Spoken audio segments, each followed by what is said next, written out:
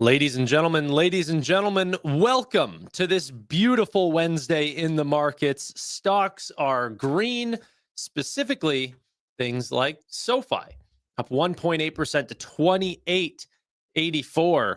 Nvidia, up 1.7% to 181 roughly. It's going to pop above here in a second.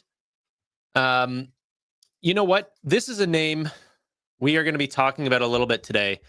Chime above $20. Quite interesting. We were buying this name under, in the 18s down to 17, even getting a nice little dip buy at around 1650. Now turning around, I sort of have a price target on this stock between $30 and $40 ish over the next. Honestly, to be very frank with you, I honestly think it's going to flip around in the next 6 months or so. But I could be extremely wrong on this. Don't call my, don't follow me into these trades. This is just what I'm doing with my own money. The reason why I say we're going to talk about this is, and you guys can sort of shift and mold this with me, but Amit is going on to do this show on X, where he's going to allow people to pitch stocks to him. I reached out and I said, hey, can I also pitch a stock? And I don't even know which one I want to talk about yet. I am thinking Chime, because I think it's a super under the radar name. Not many people are talking about it. However, there could be some alpha there for people that have never heard about it. But what would you guys like to see me actually pitch? This is today. This is going to be in 20 or so minutes, where we are going to go pitch these stocks. I'm going to do it live on stream, so we'll be able to see this. But do you guys want to see me do, SoFi again? Like the audience that I'm talking to is a completely different audience. So should I do SoFi, Chime, Reddit, Shift 4? That was another one I was thinking about. BMNR, Nubank. I definitely thought Nubank for sure would be another great one. Google is a little bit too. I'm thinking I want to bring a smaller name, one that's a little bit unique to me. That one's pretty popular. Obviously, Chime, Shift 4, SoFi, New. These are great choices. Well, I can't pitch Rubrik. I don't know anything about them. Nebius, I wouldn't feel confident pitching just yet. New is a great name. I don't want to pick a big name like Amazon or something like that. But yeah, dLocal was another one. I was really thinking dLocal, Chime, SoFi, Nubank, something like that. Those are good names. That could be it. Could be dLocal. Where is dLocal on a beautiful day like Wednesday? Above $13. It's so crazy, dude. How cheap some of these stocks ended up getting. This is crazy. $13. You're talking about a $3.8 billion market cap, a company growing at 60+% rates. They're up there with the Nvidias. The only difference is that their take rate is compressing and Nvidia's is continuing to expand. And that is a very big difference because whenever, a margin is expanding, the market sort of concludes that trajectory is going to continue, so then they say, hey, okay, well, if we can put up even faster growth with even higher margins, what does that look like next year? What does that look like the year after? Whenever you have a shrinking margin and slowing down revenue, people just think the worst, that's going to continue to happen, all of these things. Now, that's not even happening in the case of dLocal, that revenue growth is shrinking, but they are compressing. ServiceNow, Melly, yeah, those are pretty interesting ones. Yeah, I could do Melly. Brew here says something cheap. Well, I do think you're right there, and that's why it would sort of keep me away from a name like Nubank. Not that, I don't still think that there's a ton of opportunity in this name. Absolutely, I do. But we are at all-time highs right now. Like literally, the all-time high was right here this morning. And And people thought that we would never touch 17, by the way, and look at me now. But the only problem with that is Nubank is a good buy, and I like the name. But whenever we were originally talking about it, like, almost 2 years now, it was like a screaming buy. Like you had to be dumb not to see it, and like, you know, in case any of you guys were watching it, you didn't have to be dumb. It's just maybe people didn't want to invest outside of the United States, and that's fine. But yeah, we were buying this company originally sub $4. Now, obviously, at 17.30, it's a much different deal. Now, the company is much bigger then, but growth rates have slowed, and they are starting to be a much more mature business. Okay.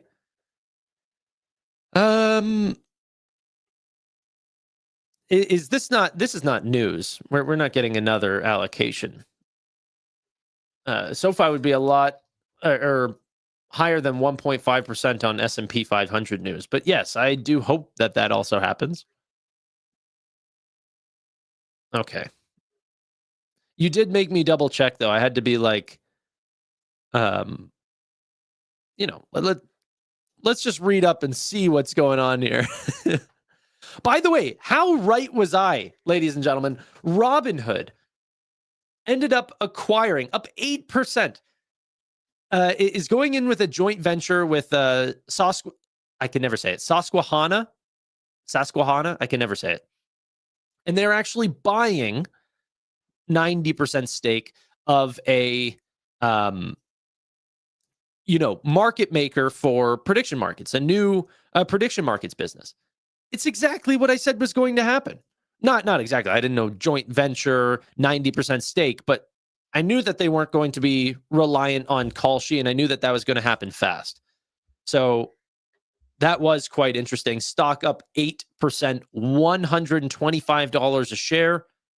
We have to remember the type of year that we've had. We're up 233%. Are we back above, 150s and pushing into new highs? No, but this has been an unbelievable run. Okay. We've had opportunities to acquire shares this year at very cheap rates. So did Robinhood. They were buying back their stock. And, now they're pushing higher. Definitely do Nubank. Yeah, I don't know if it's as fun as something like Chime. Do you guys think Chime would be a fun one? If I go with Chime, would you guys be mad?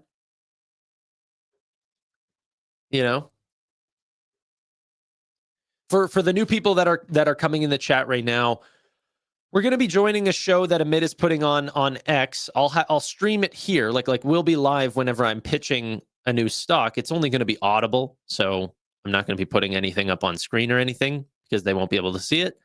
But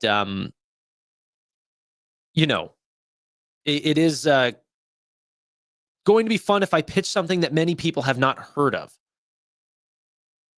Okay. Chris is screaming for Chime. Yes, I know who Rocky Balboa is. Let's not get this started. Yes, I know Rocky's full name. Don't do Chime, do SoFi. I just SoFi would be a very easy one. Maybe I'll just ask. Maybe I'll just ask what they want me to do. I'll be ready for both. But yeah, I will be ready for both. Let's take a look at BM&R. I ended up posting an update, and I haven't done an update on BM&R in a while. But BM&R is up 4.5% on the day. And the interesting thing about that is that if we took a look at their, actually, I've got a little slight spreadsheet here for you guys. If you took a look at the multiple that this stock was trading at the other day, I have to update this for ETH's price, $29.50. Yeah. So the multiple expanded. Yesterday, it did not, expand. We were actually under 1 times MNAV. So this is just a rough little thing, and this is not inclusive of their Bitcoin or Orbs holdings or anything along those lines. Let me just can collapse this and make this full screen. This is essentially just a little cheat sheet for people who are looking into BM&R or investing in BM&R, it's really the, what you need to know other than the Bitcoin and stuff. But they have about $800 million in cash. If you were to add that to their MNAV, which is at 10.7 billion or so, right, based on their ETH holdings, which now might be about 80 million higher. The MNAV multiple right now is about 1.17 times, but after cash, it's 1.09 times. Yesterday, that was below MNAV. That was below 1 times, meaning that if you were to go to the market and you had, $12.5 billion or $11.5 billion, it would have been cheaper for you to go and buy Ethereum at the same levels that BM&R has, and then still have $800 million left over, and it would cost you more money to do so than just buying BM&R's entire business at that multiple. Meaning it was a pretty good buy yesterday, down 7%. Now, as time goes on and they go to spend that money and maybe Ethereum accelerates, then that could push that MNAV multiple much, much higher if the price of Ethereum continues to rocket up. But something to keep an eye on. It's definitely something to follow for sure.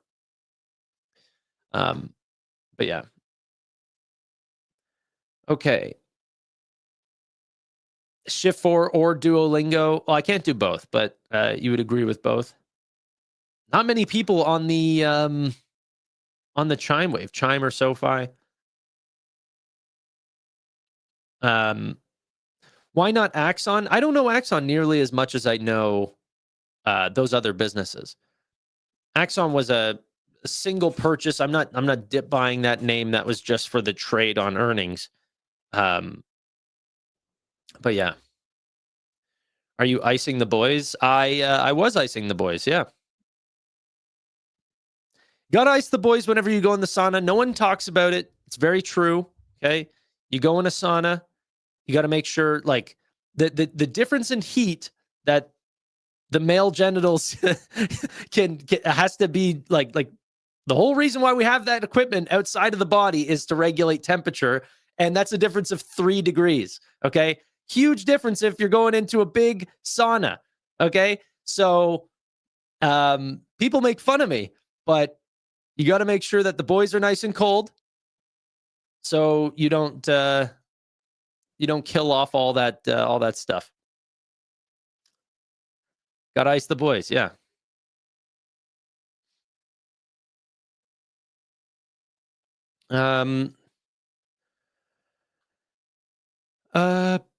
I I use a sauna daily and don't ice them, but I don't want kids anymore. And then you're fine. Yeah.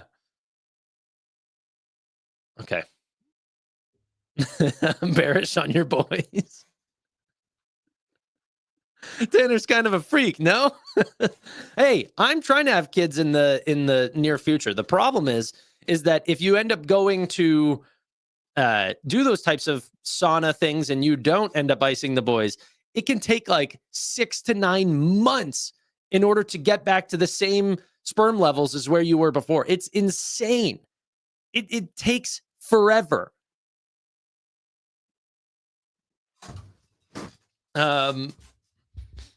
Yeah.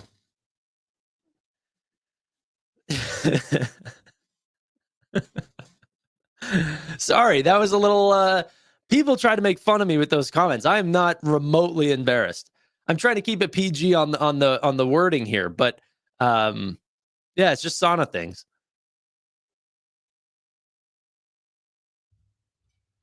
It's not obscure knowledge. It's like super important health knowledge.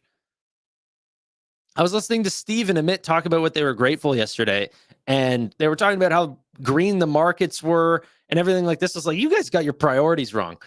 Holy, talk about your health. The show did take a quick turn. Okay, let's get back to it then, ladies and gentlemen. I picked up what you're putting down. No more sauna talk. Let's continue. Zscaler down 10.7%. Workday down 9.5%. Both of these companies, if I'm not mistaken, ended up showing off earnings. We can take a look at that really quickly. I did not keep up with those names yesterday. Workday ended up beating EPS by 40%, and revenue was essentially flat 0.7%. Zscaler beat EPS by 92% and revenue beat by 2%.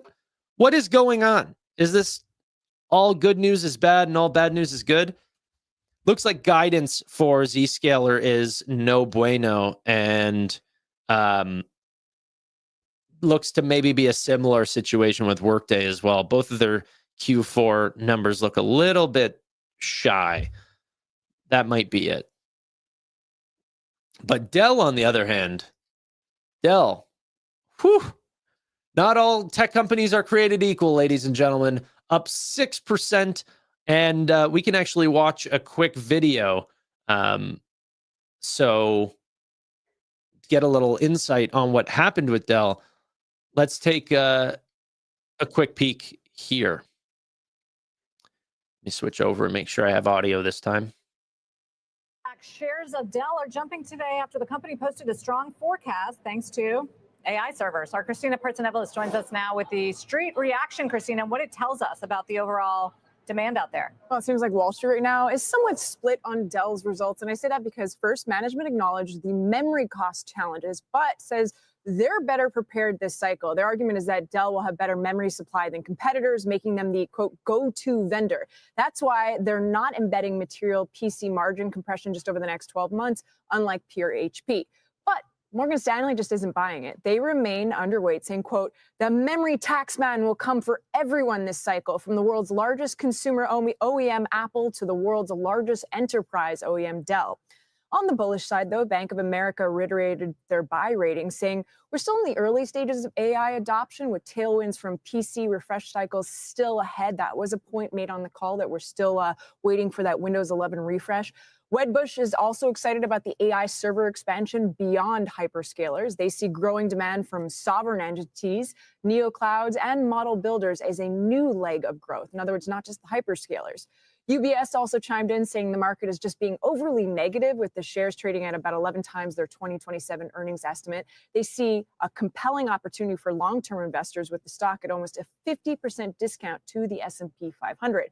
Sarah, like you mentioned, the AI server momentum is really what's pushing shares up. At this point, almost 4%. Dell raised their AI server guidance to $25 billion, higher than street estimates, with a $9.4 billion expected in just the fourth quarter alone.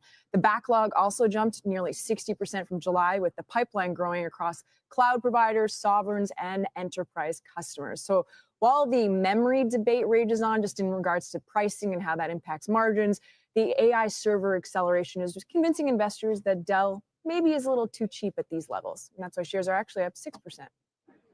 Yeah, we talked about Dell yesterday and the impact of the margin story. Of course, the memory story lives on, whether that's on MU or even HP's results last night too, right? Yeah, and that's why you've seen such a run-up in Micron's share price just over the last while. Not even Micron, you've got SanDisk in there, and then you can throw in equipment makers that really deal with the memory market, like Lam and Applied Materials. But specifically with Micron, the stock is up over 170% year to date. There's still, according to Mizuho, there's still room for this stock to grow, but they do think that demand will eventually start to come down, because these higher prices will cause companies to slow down their purchasing orders. But for the short term, they're still quite bullish on Micron's run up into 2026. Earnings, and I bring this up because earnings are in just a week or so for Micron. Okay. Yeah, higher than expected infrastructure, for their racks for data centers. I mean, this is what continues to happen. People are selling off Nvidia. It's like, I just think the entire market has the complete wrong idea about artificial intelligence right now. They think a single competitor can just come in and take the entire space. Like, no, man. Not only is Nvidia putting out such a higher guidance, which should affect the way that, Wall Street looks at Dell in their earnings, because, well, if they keep the same amount of market share alongside Nvidia, then they should grow along with them. But no, they increase it even further, meaning they're probably doing even more deals with Nvidia. Probably Maybe not the brightest thing you'd want to see for SMCI, some of these names, but no, I'm extremely bullish on Nvidia. And I was actually talking with Amit and Roy, and I was like, I could see myself buying into Nvidia again and almost tripling down if we get down to these like low 170 rates. If that happens again and there's another scare, I just like, you can't keep letting them get away with this. Yeah. Okay. If only we had known about the memory companies back in April. No, the memory companies are going to do fine. I'm just perfectly fine holding on to Nvidia, thinking, or many people thinking that that's going to be, you know, maybe the bad way to play it. That I need some Broadcom or TSM exposure, and I agree, Joining but us now is Mark like Lehman, I don't Vice Chair. need that. It's just probably the safer way to play it. Let's go ahead and switch over to see where the AI market is going to be in 2026. Joining us now is Mark Lehman, Vice Chair of Citizens Commercial Bank. How are you feeling about the final few weeks of the year into next year? I'm optimistic. I think a lot of the AI trade that has been the talk of the town and talk of the market is going to drive the market higher in 2026. We've seen a lot of market cap move around, obviously with Google and Nvidia in the last few weeks. But I think the trend is higher. The investment spending is there, and that will be the story into 2026. Right. So cyclical upturn because of all the spending and because of the impact of the tax bill? I think a combination of that. You will likely see a rate cut. We've had lots of talk on that the last few weeks, whether we went to 50%. Now I think it's higher. I think the economy is showing pockets of weakness. The overall economy is strong. We're still trying to figure out how the deflationary trade of AI plays out in the markets, just like we saw the deflationary trade of the internet 25 years ago. And that will be thematic. And the U.S. is the best place to invest in that theme. What do you mean the deflationary trend of AI? AI, without a doubt, is going to be a deflationary trade. We see what's going on in the labor market. We see what's going on in technology. Technology is the great deflator and has been for the last 30 years. Started with the supply chain in the early 90s. It went to the internet. Now it's going to AI. And what that does to the job market is very much in question, but it will definitely lead to lower cost of goods sold. And a lot of those cost of goods sold are people. So fewer people doing more work. And that is the theme of AI that will play out for the next decade and beyond. Do you have ideas as to where unemployment goes from here? I mean, we've already gotten some good numbers on young college grads, age 20 to 24. We're talking 8.5% now. Where do you think the overall number goes? Yeah, Carl, it's the right question. I don't know. I mean, I think jobs are going to shift around. I kind of lament back in the day when we started looking at spreadsheets and saying we weren't going to need accountants because that was going to do all the work. And obviously that's not the case. So jobs are changing. The nature of work is changing. We also, a few years ago talked about that we don't have enough workers, right? We're aging out of the demographics are going to age us out. So there are some trends here that the labor market has to contend with. I just am not so pessimistic that we're just going to have everybody sitting home and on ChatGPT. It's just not the case. It's going to make us more efficient. We're the absolute most productive economy in the world, and it's being proven every day with our investments in data centers and cloud and AI. Yeah, Goldman's got a great chart today looking at labor productivity in the U.S. going back to the 90s or 2x other advanced economies. And a lot of that is just the way we've put the pedal to the metal on IT. I think that's going to continue, right? You look at where the AI investments are. The fears now is, are we betting on the right horses? Are we going to have enough energy to produce this? Are we over-investing?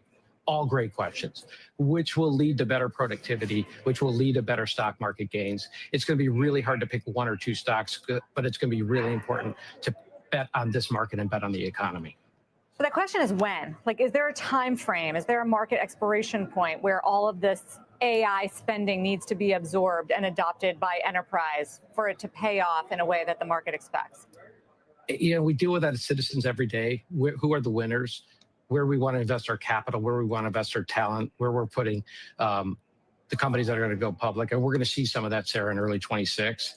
I think the question about bubbles and the question about overinvestment is the right one. I also think you get a room full of executives in and they say, is there a bubble in AI? I think everyone would raise their hand.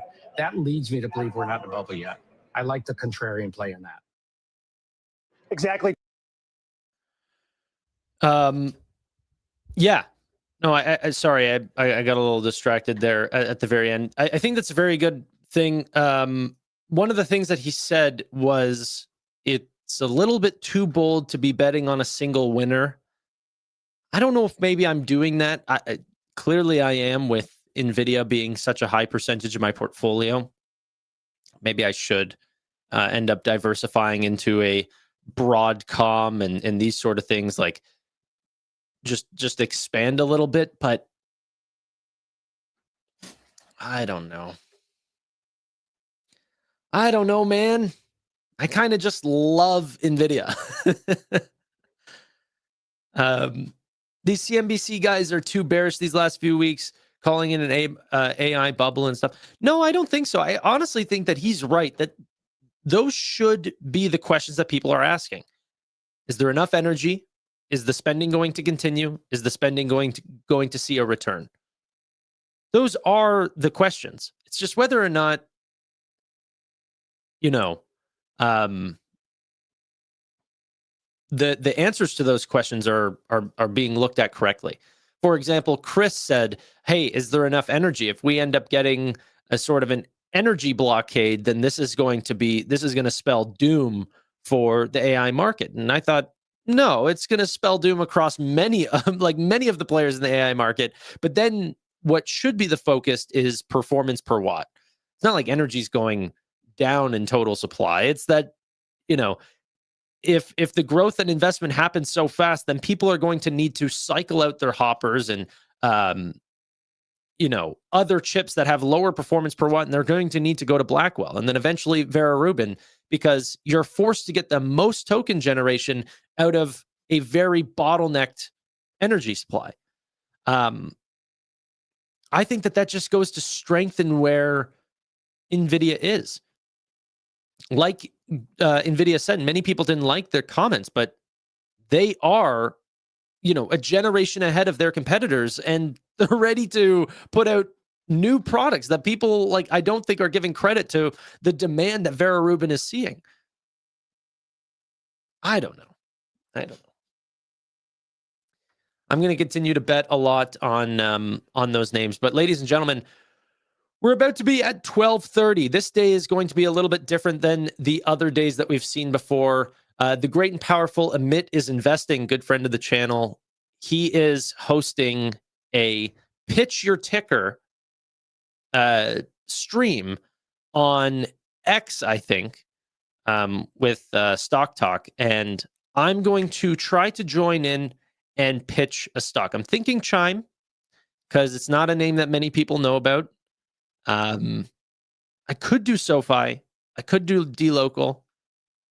But I think Chime is one that a lot of people can get their head around. It's very easy to understand.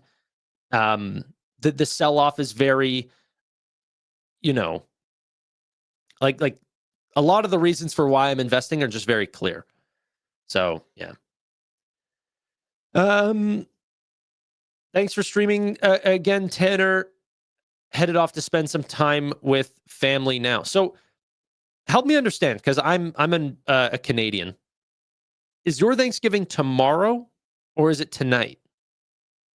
Like, when does everyone get together? Or is it kind of like, per family, like it's actually tomorrow, but people are getting together for either Wednesday, Thursday, or Friday, depending on what is best for them. So Thursday is the actual day, because that's when the market's closed. I know that. See, in Canada, we have Thanksgiving, but it was done in October. I'm already past that. Today is often for travel. I see. Half day on Friday in the markets as well, right? So that's quite interesting. Okay, let's see if we can join Amit's stream here. And if I can get this up. Okay, wait. How do I do this? How do I go full screen on this thing? Is that not a possibility?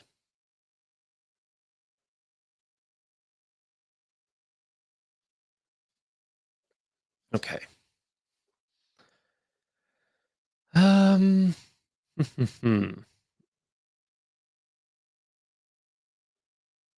Okay. Let me share this really quick. Yeah, he invited me to join as a speaker, so we'll see.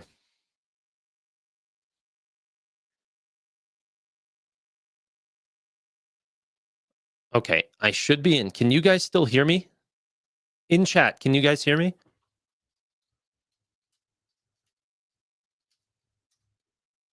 Because then, okay, you can. Okay. So as long as they can hear me, then this should work. If not, I can switch to my phone or something like that. And then maybe we can, do this. I'll pitch a name. But yeah. Okay, here we go. So it'll take them a second to get the show started. I think he said I was going to be going first. All right. You guys hear that? Everybody, for being here. This is the 8th edition of Equity Edge.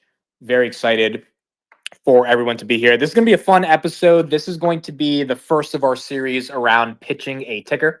So essentially, we've got a queue of some people that are lined up, and they're going to be pitching a stock. Call it for about 3 minutes, and then we'll do about 3 to 4 minutes of questions. And I think we have about 5-6 people. If you do have a ticker that you would like to pitch, just DM me right now with the name of the ticker, and I can get you up here in the queue. But we have a couple people already ready to go. Excited for this. Happy early Thanksgiving to everyone who does celebrate in the States. And this is something we'll be trying to do more in the future as well as we continue to expand the series. Stock Talk, excited to hear some of these pitches? Yeah, I am. I think this will be fun. We were me and Emma were talking about it, and I'm not a day trader, and so the first couple weeks we shared some high conviction names with you guys from my portfolio: AMKR, ENS, VAV. Those were the three that I shared from my end, and I will share more tickers with you guys in the future. But in between me finding those names, we're going to have weeks where I don't have a new name to share. And so on those weeks, we wanted to find something interesting to bring you guys. This is sort of inspired by Kramer's lightning round. I don't know if Ahmed already said this, but for those of you that have watched CNBC before, people will call in. Kramer will give, his 2 cents on the stock. And I find that to be sort of interesting. So we're going to kind of do that today with 5 or 6 pitches. We'll let the speakers speak, and then me and Ahmed will come in, maybe ask a few questions, maybe chime in, maybe some comments, maybe some criticisms.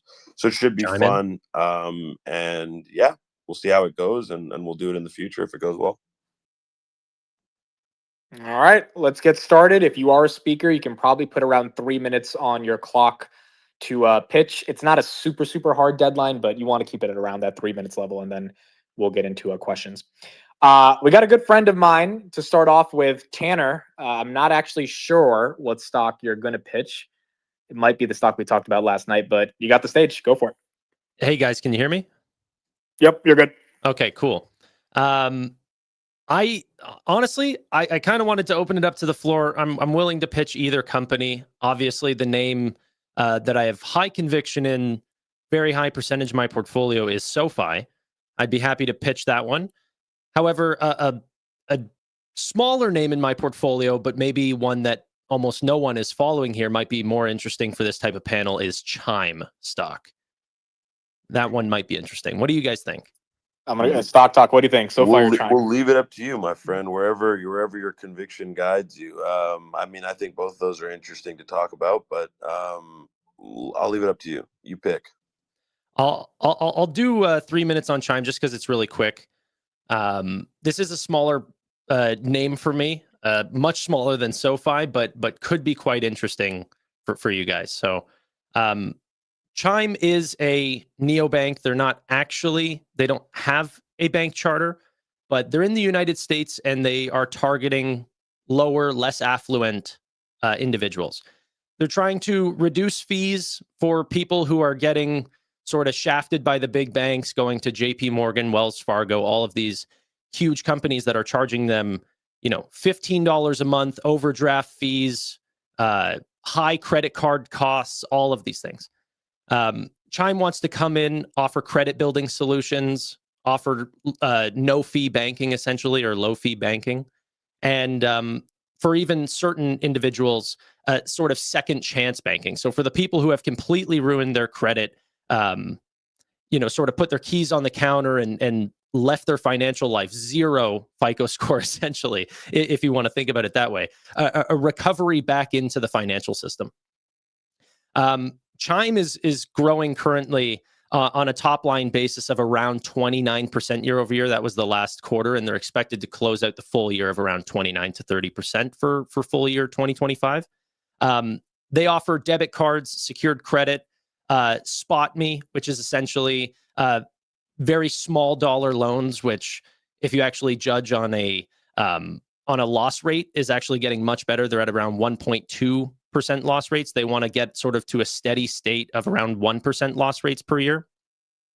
And this has allowed them to create a very active user base now at 9.1 million users that are using their products, feel like this is a safe place for them to, not get shafted by the big banks, but essentially they're a payment company in the new financial system. So they're essentially going to be guiding for 90+% gross margins. Going forward, they're essentially seeing incremental adjusted EBITDA margins of around 50%, and newly IPO'd. So this was kind of interesting. The stock had IPO'd at around $40 a share and has gotten cut in half. They're down more than 50%, now a $7.5 billion company, and they continue to grow very, very quickly. Their products are extremely low risk because they're payments. They don't take on any risk for having secured credit cards or debit cards. Average revenue per user is growing. Per user bases are growing. And I don't know where I am on the 3 minutes. I've probably already passed it, but You got 30 seconds left. okay. Yeah, and into the future, they want to get into like just in 2026, joint accounts, custodial accounts, and even brokerage. So they want to open up to sort of a full super app. And me as an investor, this is what I've been following for a long time with SoFi, with Robinhood, with Cash App, with PayPal. The space that I know very well are these super financial apps where they're trying to expand into multiple products. And Chime looks like to be a very big winner here. I'll leave it at that. Okay. Stock talk. Yeah, you can hit it with the first question. I'll jump in with a few questions. So I know that there's not a ton of, it's a newer IPO, right? Not a ton of publicly available financial data for this business. I will say, technically speaking, I think the chart here is pretty interesting. A little bit of a 50-day breakout here, or not breakout, but a little bit of a head poke above the 50-day, attempting to break this downtrend that it's been in for quite some time. What do you know around the financials? Gross margin, net margin, total debt load? Do you have any of that information? Yeah, so I avoided talking about that because it doesn't look great. They are not a profitable business. However, they're how unprofitable are they? How much cash are they burning a quarter? Do you know? On actual cash that they're burning, I don't know if I have that number off the top of my head. But let's see.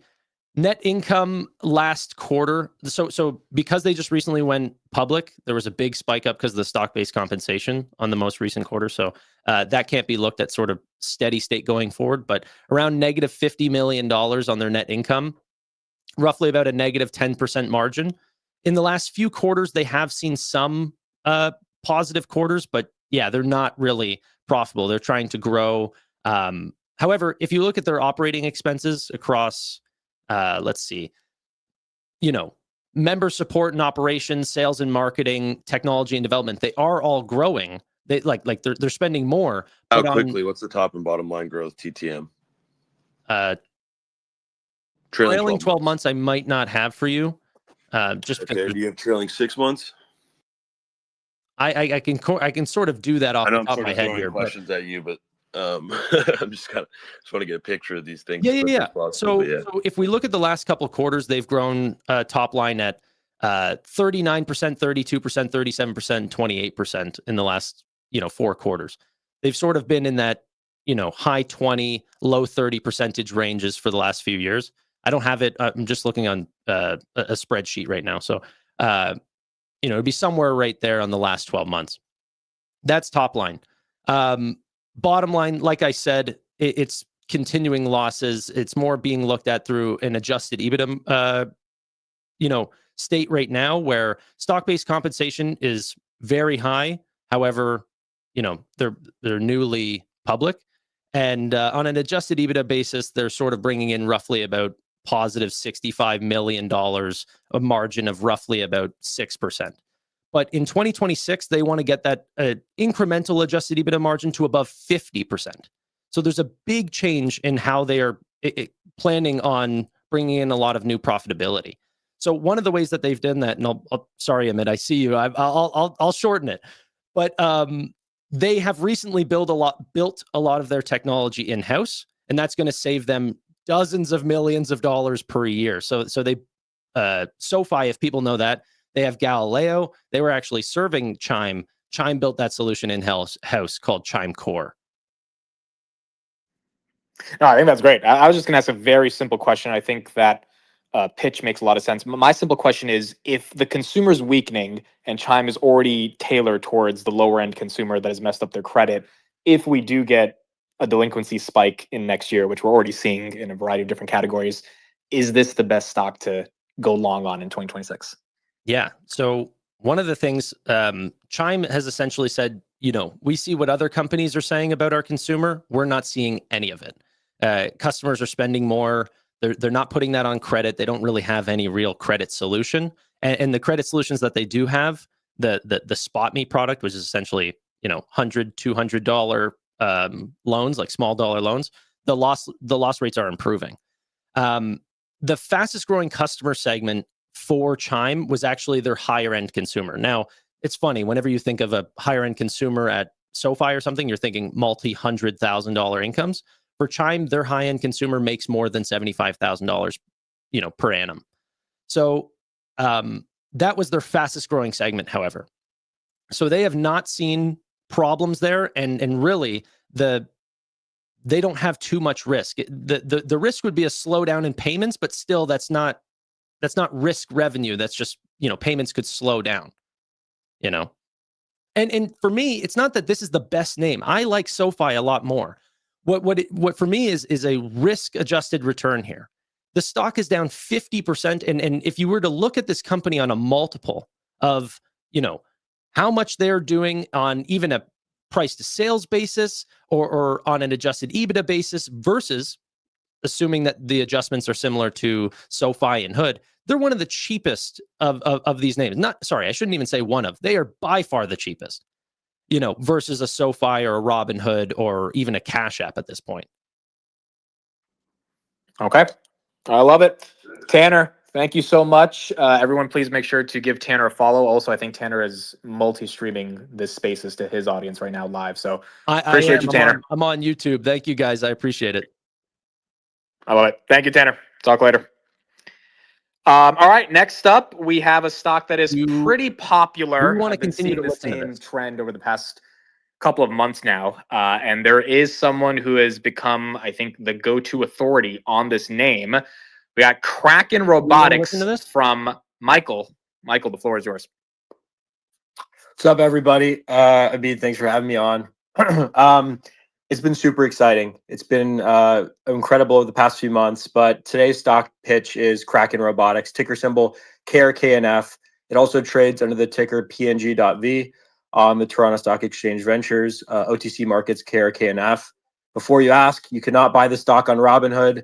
It is buried on this kind of obscure Canadian exchange in the OTC. So I just want to make that clear from the start.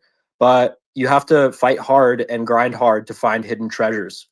And right now I'm excavating it for the world through media, content, Twitter, kind of doing what Amit did for Palantir. There's some similarities, I guess. This is in the defense space. And You know, a lot of people see Anduril as the next Palantir. You guys So want to see this or no? let me get into that. Kraken Robotics is the Kraken exclusive Robotics? supplier of batteries for Kraken.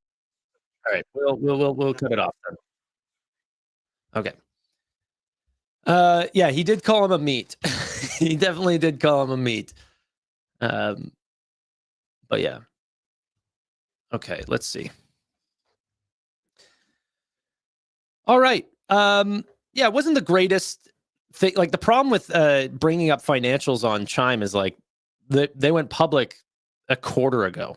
So, and also it's just, yeah. So usually Fiscal AI would come into like sort of a perfect place there and say, hey, you know what? Like, how much money have they made in the last 12 months? But because they haven't even reported March numbers, we can't even get trailing 12 because, like, well, I guess I probably could get last 6 months or last 9 months, but I'd have to be looking right at the press release, and I wasn't. I was looking at the spreadsheet, and not very good to be able to put up a case on a stock in a 3-minute time frame and keep going there.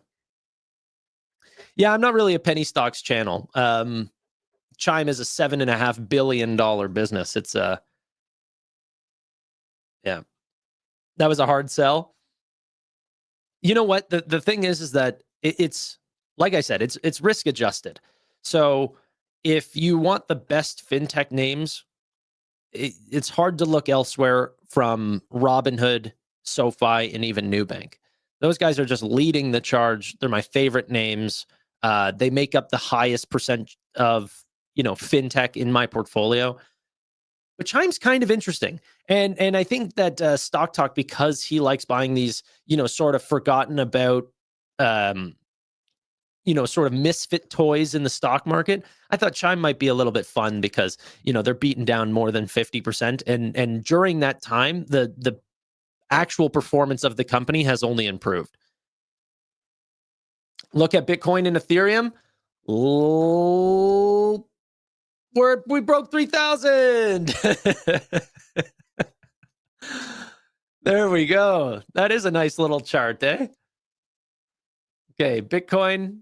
Yeah, no, natural grind ended up showing off. That's a nice little update. Thank you. Chime, $20.22. Looks like my conversation didn't hurt. We climbed. So, yeah. But okay, let's see. What were some of the comments about my my Chime talk? Were you guys talking while I was doing about it, or when I was pitching it? Hard pass. Chime over SoFi. I did Chime over SoFi in that pitch, not in what is actually in my portfolio. Okay, let's check BMNR. Woo! Gotta love it, baby. Gotta love it. I did a video on BMNR yesterday, and yeah, we're here for the comeback, ladies and gentlemen. We are here for the comeback. Okay. Dave is greater than Chime. Yeah, but I'm pretty sure it's not as cheap as Chime. Chime has held up in the past couple weeks, though. Yeah, you know what? Chime sort of did find a bottom. Like, it hit that sort of 17 range and then just didn't want to fall below that. And there were a lot of pressure, or a lot of pressures. What was it? What SoFi went from $32 down to 25-ish. Hood went from 150 down to essentially $100. There were all these massive compressions on those stocks, and Chime was already beat down. Like, so it was kind of a good rotation if you could have found it, like to rotated some of those names that were at all-time highs and bought a stock that was cut in half. Yeah, no Scam Lee. You guys can hold off on the Scam Lee comments for one more day, eh? Why Chime over other names? If you like that type of investing strategy. And by the way, I'm not even there's a couple things. One, my circle of competence, average revenue per user, and members growing, cross-sell into multiple members. These things in super apps, as long as that people are not churning off the platform after they've opened up multiple products, which there is graduation concern on Chime. So one of the concerns is that people will essentially, they'll build up their credit high enough where they no longer need Chime services and they actually need SoFi. That's a concern, but the whole pre-profit sort of idea and where they are right now, that is not concerning to me at all. This is like going back to SoFi early days and buying it. Like, I understand this game. An incremental EBITDA of 50+% is way higher than SoFi doing incremental margins of 30%. It's just, how do they end up growing during that time? Check Hood here. Hood 126.58 up 9.5%. Prediction markets are here to stay. I've got no belief in DraftKings not surviving. I'm sure they are going to survive, but that this is going to be an investment that I would like to pour money into. No way, Jose. I've got no belief in it. Block up to $66 a share. Klarna up as well. Oh, wait, where's SBET? I just saw SBET there. SBET up 3%. Man, it's so sad. It's so sad. They're in the exact same business as BM&R. They get no love. Look at this. BM&R, 9.1%. Graduation concern is a real concern. It definitely is. Okay.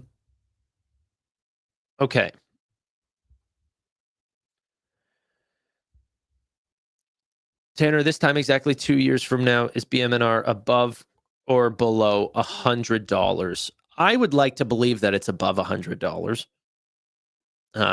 The amount of Ethereum that they're going to accumulate between now and then where Ethereum is going, I don't know if I would bet against. I wouldn't bet against that. Okay. Pre-holiday pump. Yeah. No, guys, honestly, my thesis on BM&R has not, even whenever we went from $50 down to $25, I know a bunch of people thought oh, wow, we really did buy the wrong thing. No, my timing's not great. I'm not a TA guy. I've never, ever have said that I was good at timing positions, but it wasn't about that. I liked it at 50 and I liked it a lot more at 25. And we knew that there was going to be a lot of speculation on Ethereum's price between those two times. So my belief that it was going to be a triple-digit stock has not changed from when it was 50 to when it was 25.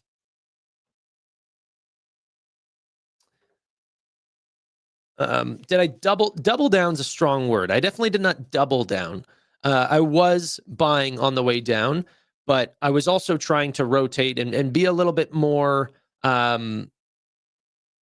safe to believe that if we do go into a much larger shakeout of the market, like it was a correction for many of the bigger tech names, but it wasn't an actual correction in the S&P 500 or the NASDAQ. So there could have been much worse to come if, there were general problems that happened across big tech, across discretionary spend and retailers and all of these things. It's not looking like we're seeing that, but it could have been a lot worse than where it actually landed out at. If of course we have bottomed. It's not, this could be a fake out and we end up, as James says, maybe this is a fake pump. But I was really heavily buying into, Meta and Amazon and believing in those sort of names. I was buying BM&R, but it's not like every new dollar that I found I was buying BM&R because it was cut in half. Looking backwards, obviously that was the way to go, but it wasn't like that was an easy decision to make. Okay. 6% S&P corrections happen every so often. Yeah, 6% I don't even think is considered a correction. yeah.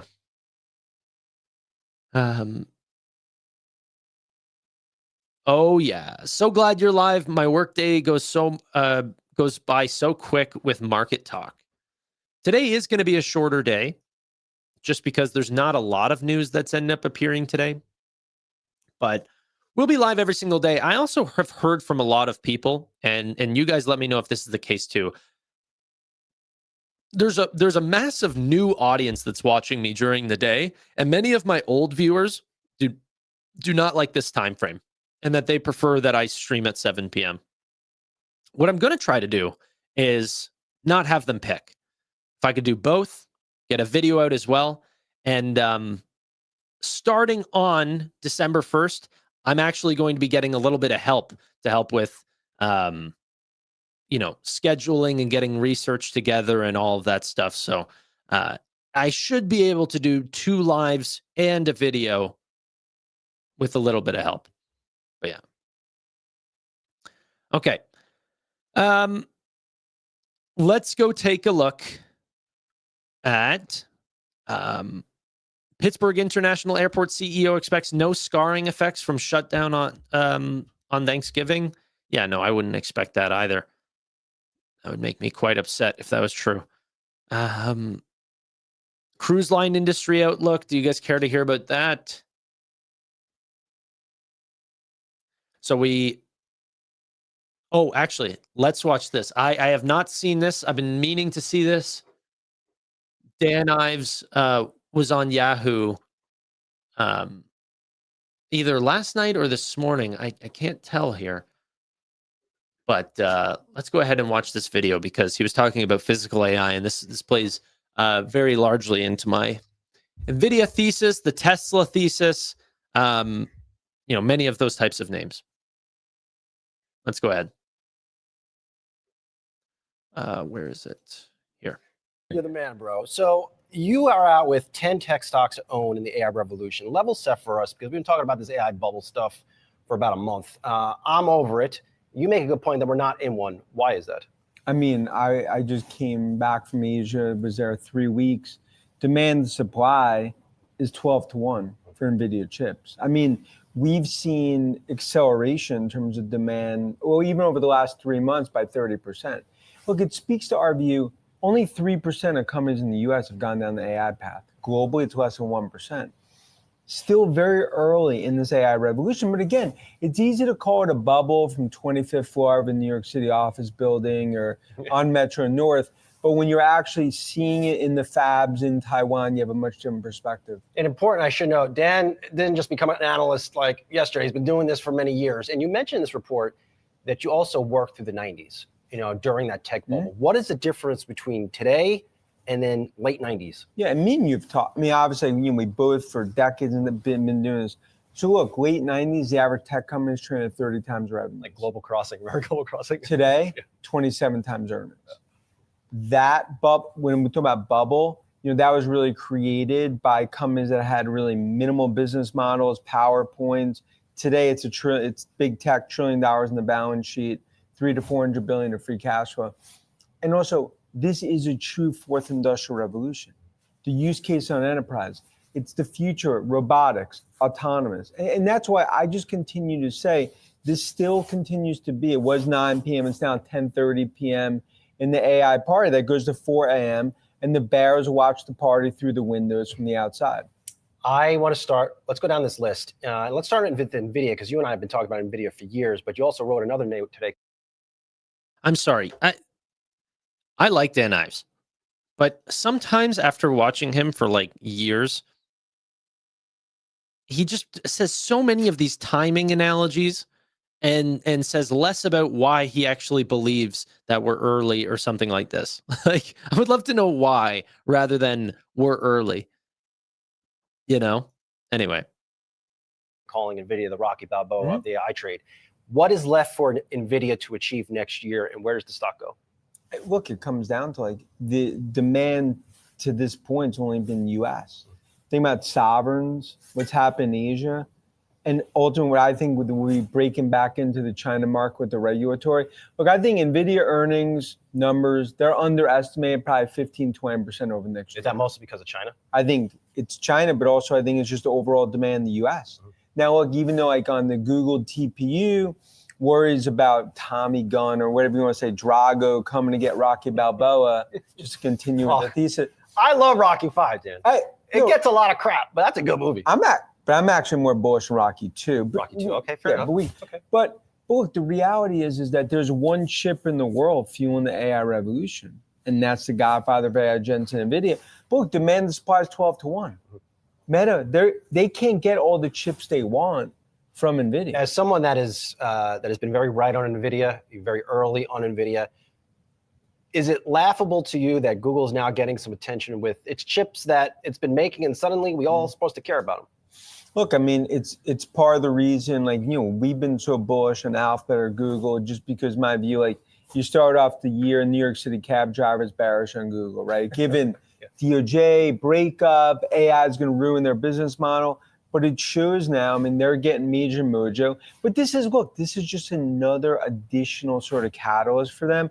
I continue to view, I mean, Nvidia 250 continues to be my view where that thing ends a year from now. Nvidia, and then let's hit up Palantir. We just had Alex Karp at our Invest event, and he made, obviously, he's co-founder of this company, he made a strong case for Palantir. What's your case for Palantir? It's the Messi of AI. I mean, look, it just comes down to, like, this is a company that when it comes to use cases, no one could compete. Now, you could say it started off on the government side, but for all the work that we've done, that's why there's a name like the haters, they hated 12, despise it, 50, yelling from the mountaintops at 100. It continues to be, in my view, what's going to be $1 trillion coming next 2 or 3 years. Now, look, is it super expensive today? Of course. But what happens when commercial bookings is 5x from where they are today? And then let's hit another one. Tesla. Elon Musk signed, sealed, and delivered. He's got his pay package. What does next year hold for them? And are robo-taxis, that rollout next year, the main driver of the stock? Biggest chapter of growth ever in its history. It's about robotics. It's about autonomous. Musk now wartime CEO. And I continue to view, I mean, base case $600, bull case $800. They are going into what I believe, when it comes to AI, physical AI, 2 best companies in the world, Nvidia. Are they a car company? And Tesla. They're not. Look, I think it's almost offensive to call them a car company because I view them as just a pure technology company. I think investors continue to underestimate what that's going to look like. Not on your list. I wanted to, before we wrap this up, a couple names not on your list that surprised. Salesforce, not on your list. Amazon, not on your list. IBM, some of these old school companies. Like, why wouldn't they make this? And those are all in our Ives AI 30 in the ETF. But I'm looking at and those are names that we're very positive on in terms of where they're going to go, what Arvind and Benioff are doing. But this comes down to these are our top 10. These are the elite, right? I mean, these are the names that I kind of view each in its own category, are really, really defining the AI revolution. Salesforce, obviously back against the wall, everything Benioff's doing, I think they're going to be successful. What Arvind's doing, taking a page out of really Nadella's playbook in terms of what they're doing at IBM. Any chance in hell for Intel now that it's backed up by the government? And Nvidia. I mean, look, you're popping champagne going Thanksgiving as an Intel shareholder, and you have to give them credit, right? I mean, they are now part of the AI revolution, given Nvidia, given the Beltway, and now it's still Everest uphill battle in terms of innovation. But they're in a much different situation than where they were a year ago. Lastly, Dan, how concerned are you on how entrenched OpenAI is really to this entire ecosystem? It's like having too much Peter Luger steak. I don't I love Peter Luger, man. But I guess that's your point. The point is it's not a bad thing. Even though Oracle, Microsoft, you want it. They're foundational to what they're doing. And I get the words circular deals. That to me, they continue to be foundational to where I view the AI revolution. So I don't view anything that's negative because it's my view, we are still top of the third, one out in terms of this AI game. Are you the big steak guy, Peter Luger? Are you that guy? Do you share your steak? No, I share the steak, and I'm not the I'm sort of middle of the table type guy. but some good wine. But again, would I rather be Peter Luger's, or I'd rather be like in the White Castle sort of drive through 4 a.m. I mean, yeah. Dude, I can't get back. What do you think about Palantir? They're the Messi of AI. Okay, if I didn't watch a mid, I still wouldn't know what they even do. Say something. Say something. Oh man. That's fine. Okay. Someone said in the chat if Dan Ives was the CEO of a company that you would buy. Okay. Let's go ahead and take a look at a company that he's the chairman for. Oh, okay, wait. Let's get a 3-month image. Bro, I feel like I'm on like an anti Dan Ives train right now. I'm not. But I think that there are good analysts, and good analysts don't mean that they hitch themselves to good investments sometimes. Orbs was a terrible, terrible idea. He has gotten a lot of things right, Dan Ives. But no, he's managing I don't even know if he's managing it, but his name's definitely tied to it, is the Dan Ives AI Wedbush Fund. But I actually think it's owned by Wedbush, but his name's attached to, I don't know how much of the MERs that he actually makes himself. But yeah. No, I do like Ives a lot. I just, I want to hear something new. I just feel like the last couple things have been a little bit of the same. So he hasn't been my top news source recently, but I'm like, it's hard to dislike somebody that's been on your side this entire time and has believed in the same names as you. And I've got no disrespect for those people. Dan Ives has picked great names, and those companies have skyrocketed. That deserves a lot of credit. But yeah. Why you like him? Because he's been right about many of the names that would actually work. The problem is, though, is like, and what I saw with Palantir as well is he is, bold in his price predictions of companies, and then they will change how good they've done, and then he will adjust them and say, that part I don't like. Like, for example, right now he has a 2026 end of year price target for Nvidia. But if they end up showing off great earnings next quarter, it spikes up to 220. He's going to change his price target to 270. And he's always just going to stay ahead. Same with Palantir. It's like his original price target was like $50. And he's like, yeah, no, they're the freaking Messi of AI. And then it went to 75 and then 100. And then now he's at like, I don't even know what he's at, 300 probably.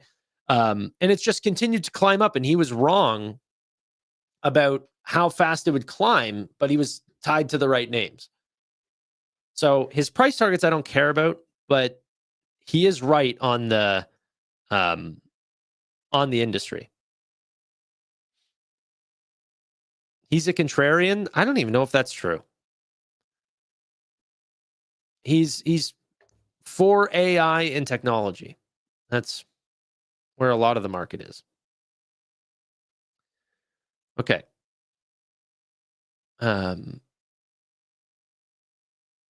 Let's see what's happening in the market. If we're selling off a little bit here, we'll know. Nvidia is up 1.7% to 180.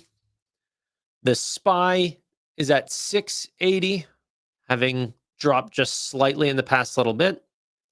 There must be a piece of news here. What the heck's going on? The Pentagon said Alibaba should be on a list for China military ties. Let's see. Yep. Okay. That makes sense. Bubba is down.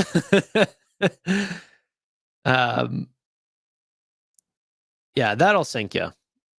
Bitcoin broke above 90,000. Is that true? Yes, they did. And they're back above 90,000 right now. Let's go. Sort of teetering with it. Bitcoin is bouncing on it.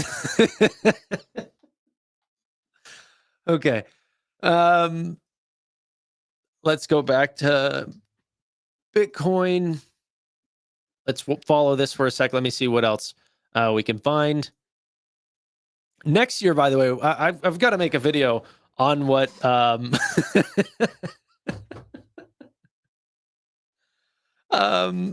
on what Bitcoin, or not Bitcoin, on what next year is going to be like.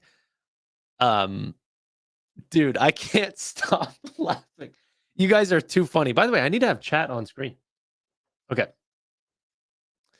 But next year is a midterm election. That's very important. I want to talk to you guys about what the market is actually going to do, or how it usually does historically for midterm elections. Usually they end up doing well, but not near the end of the year. On the end of the year in midterm elections, midterm election years, no bueno. You kind of want to stay away a little bit. So keep that in mind. 2026 is going to be a very unique year. But yeah. Okay.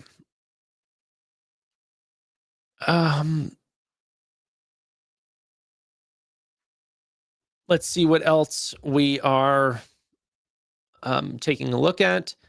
SPY volume trends since 2020 show weeks 48 and 49 have some of the lightest of the year, running roughly 40% below the average weekly volumes. In other words, we're heading into the usual holiday liquidity hole, so big moves can happen in a thinner time frame. Medicare is testing to make CBD treatments available to seniors, Bloomberg reports.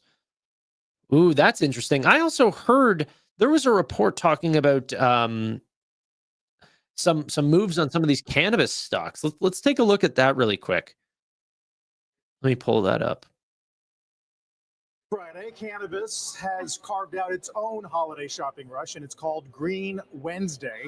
Our Brandon Gomez joins us with that story. Brandon, we were talking about this hit in advance, and it kind of makes some sense. Hey, Carl. Yeah, that's right. We've been talking about the trend. But look, turkey isn't the only thing getting baked this Thanksgiving. Turns out today has become one of the biggest cannabis sale holidays of the year, behind only April 20th. Of course, that's 420. And this year, the industry is really cooking. I checked in with some popular brands. THC-infused beverage maker Can tells me November typically brings in a 40% month-over-month sales jump, and that this year they're already pacing to beat that.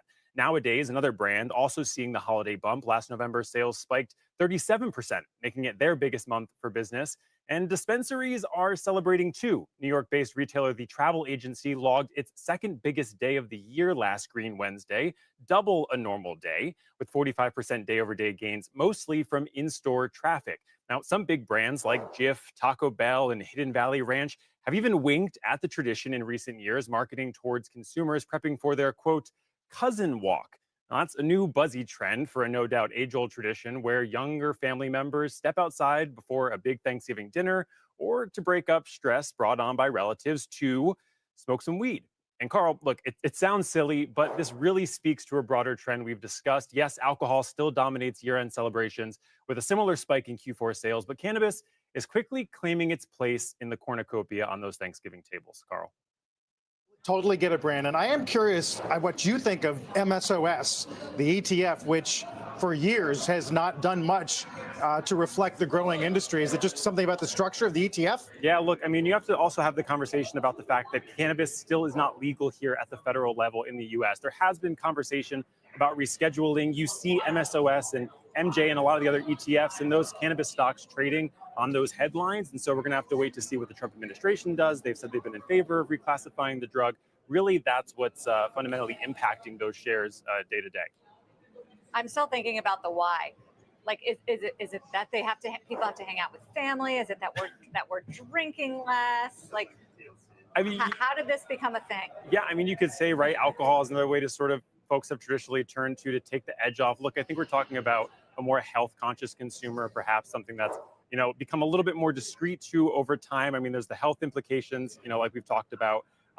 There could be any number of reasons why consumers are turning to these products. The reality is that the demand is there. I mean, Congress just issued this hemp ban to try to reschedule some of these products and get them off shelves, but the consumer really wants to have this alternative product to what they've traditionally turned to, which is those alcohol products.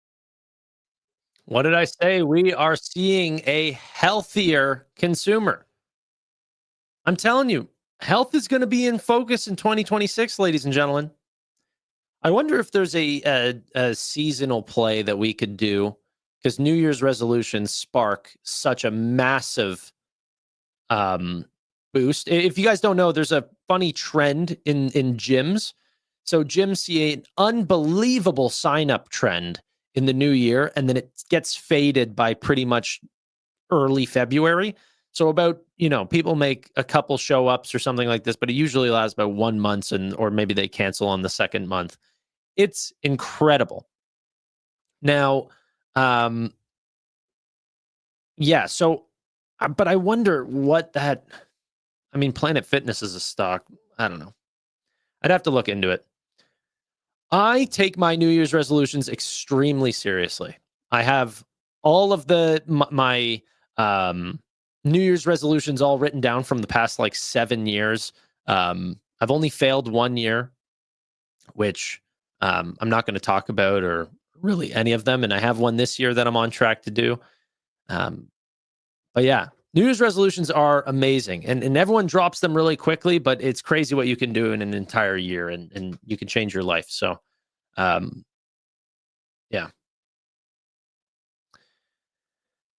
Hims as a health play. Yeah. I mean, I don't know. New pump the whole week. Yeah, I mean, they definitely have done well.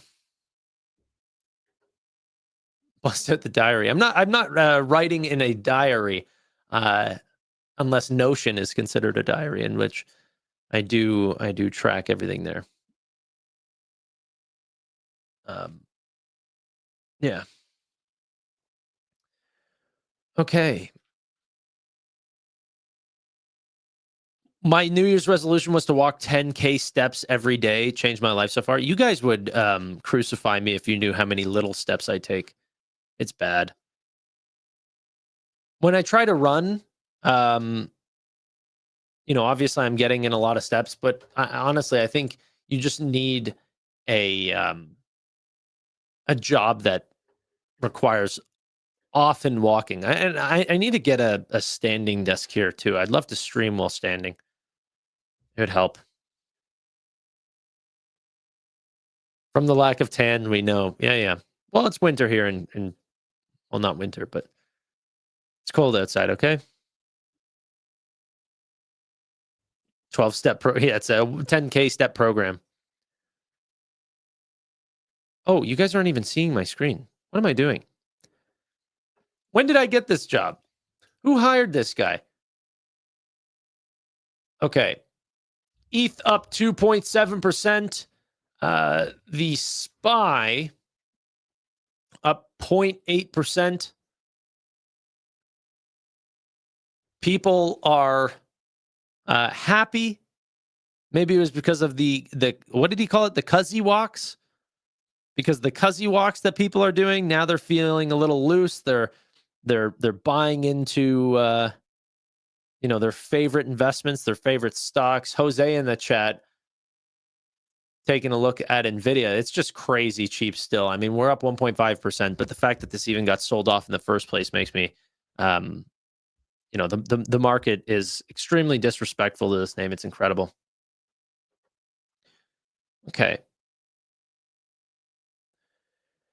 Mamba, you forgot my question. Okay, Mamba did ask a question. He said, Tanner, Tanner, do you know why Shift 4 is buying back stocks citing their free cash flow, but at the same time, their debt is huge and repayment continues to lower their non-adjusted numbers. Honestly, their cost of their debt is still extremely low. So they're not rushing to pay back what is, a lot of it long-term loans that are at really, really low interest rates. So it's like looking at the total debt number, people are freaking out more than the actual interest payments. Focus on the interest payments, and then maybe they should pay back some of that debt. But I do agree with you that, if that were to get bad, that screw the buybacks or something like this. Let's go ahead and make sure that the company is great. That will make sure that the stock comes back. Okay. Everything green. Yeah, that's the Cuzzy walks, or whatever the guy on CNBC said. Is it Cuzzy walk? I'm now Unk. I don't know Gen Alpha slang as well as I should. Okay. Robinhood up 10.7%. Nice and pumping. Let's go. It's 10 p.m. at the party. That's still early, baby. We got time. I have no idea what you're saying. Well, you're older than me then. Cousin walk 6-7. Yeah. No, scary generation we have here up next. You have mad drip. That's one thing I definitely do not have. I know drip, and that's one thing I don't have. My girlfriend would flat out tell you to your face, I do not have drip. But she's stuck. Okay. 127.84. BMNR up 9.4%. Duolingo up 8.7% to 191. This has taken quite the journey over the past year. Actually, let's look at year to date. Starting the year at 320 up to 544. What an investment. Down all the way, dropping to 166.27 back to 190. Crazy. I have drip in the stocks. Yeah. I've got stock drip. Okay. Tanner, I'd love to take a Cuzzy walk with you and just talk stocks. I apologize. I don't participate in those activities.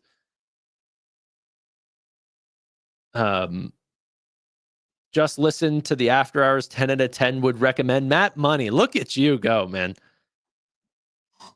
This guy's a true gem.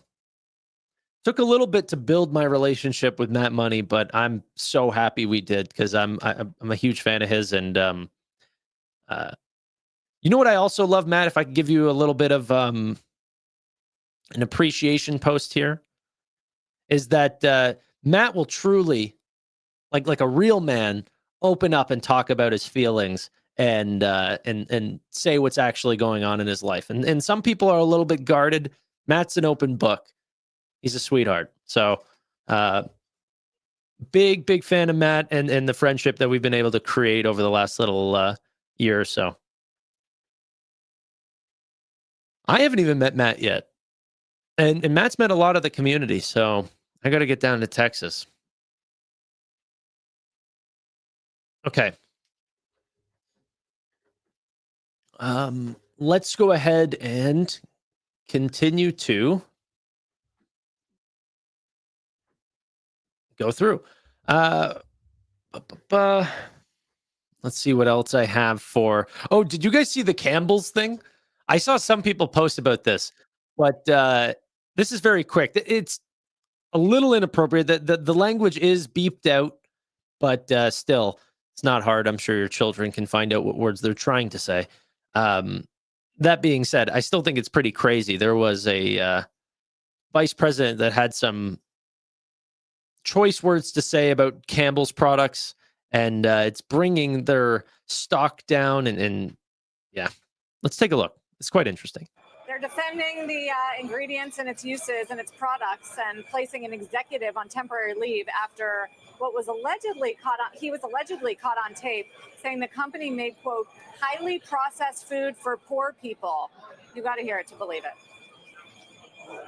We have for poor people, right? We have that's for poor people. Who buys our people?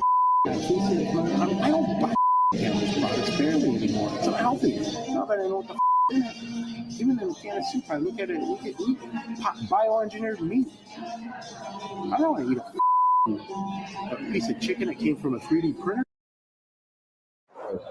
That's bad. That leaked audio, purportedly from Martin Valley, Campbell's vice president of information technology. It emerged as part of a lawsuit filed last week by a former Campbell's employee who accused Valley of making racist comments.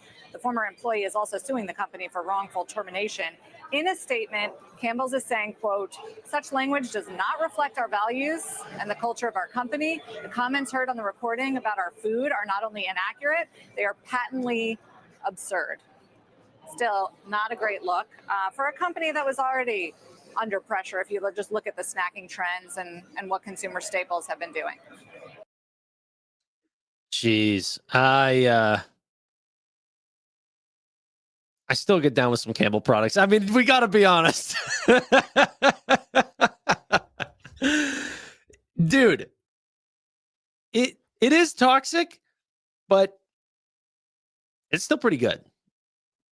It's still pretty good. Not great marketing, but sometimes 3D printed meat hits. You know, you add some like ground lean chicken and put that all together with a little bit of soup or something. That's a nice little hearty meal for you. Yeah, damage control incoming. It does suck, eh? That's gotta suck. You're the CEO, one of your employees is just getting recorded by some recorder in their pocket and they don't even like their customers or what they do. This is exactly why you need culture-driven businesses, is what we were talking about the other day. You need, like, you think that's happening at Rocket Lab or at Coinbase or something like this? No, these people love their customers. You know, the people who work at Rocket Lab are probably love going to space. Like they're loving it. They're not like, oh, 3D printed rockets. This crap is garbage. No, dude. What's your favorite soup in chat? Doesn't have to be Campbell's. Mine's butternut squash. I got to be honest, it's the best. Okay. Those dang customers, yeah. There was a company that was doing 3D printed rockets. I don't remember the name of it. I'm not in the space, but I do remember seeing like articles about it. Timmy's chicken and rice soup. Maybe I should go try that. Okay. Clam chowder. Tomato. Cream of mushroom. Wait, you eat cream of mushroom? Like you eat that? I thought like cream of mushroom is like an ingredient on chicken and stuff. You just eat cream of mushroom? Tomato with a grilled cheese sandwich? Oh, yeah. I still get down on some... Yeah, you have to. You have to. No one's ever gone to McDonald's and then people said like, oh, this is expensive stuff or this is horrible food for poor people. And then I'm still in the line like, yeah, I'll take a Big Mac, double Big Mac, large fry. Like I know what I'm getting, you know? It's so funny whenever people buy like the Smart Waters or some of these things. They're like, no, I'm making a healthy decision. It's like, come on, man. Just make your poor decision and live with it. Don't get green labeled. Just enjoy the tasty treat. Yeah. You know what's funny is like the dividend investors that are buying into these Campbell's like products and stuff. I don't even know if they have a dividend. I'm just assuming. They probably don't even care. They're like, yeah, we knew that before we invested in it. Okay. We're going to sell more tomorrow.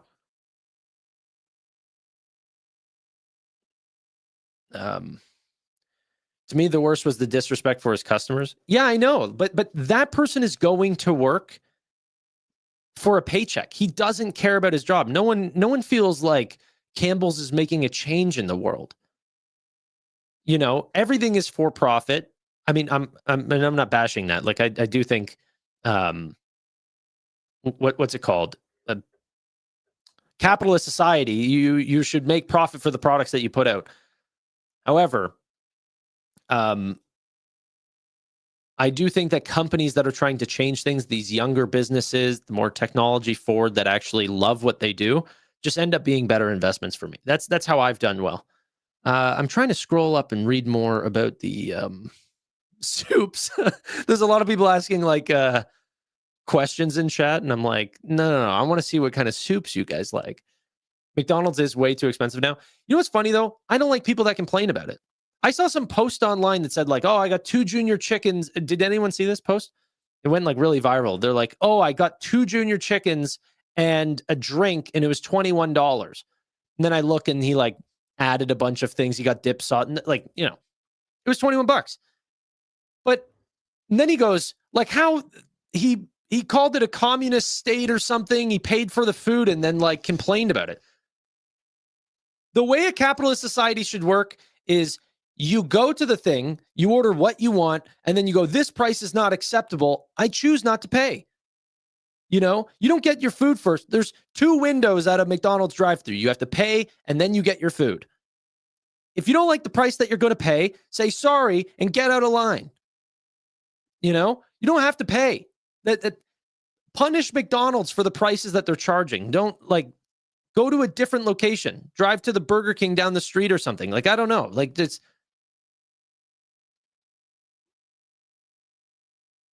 what's a junior chicken? You guys don't have junior chickens in oh no. You guys just call them McChickens, but they taste like crap. A junior chicken is like a McChicken, but it's like spicy chicken, and it's way better. And McDonald's serves it. It's a McDonald's product. Yes, dude. It's like one of the best items that McDonald's sells. And you guys don't even have it. Isn't that sad?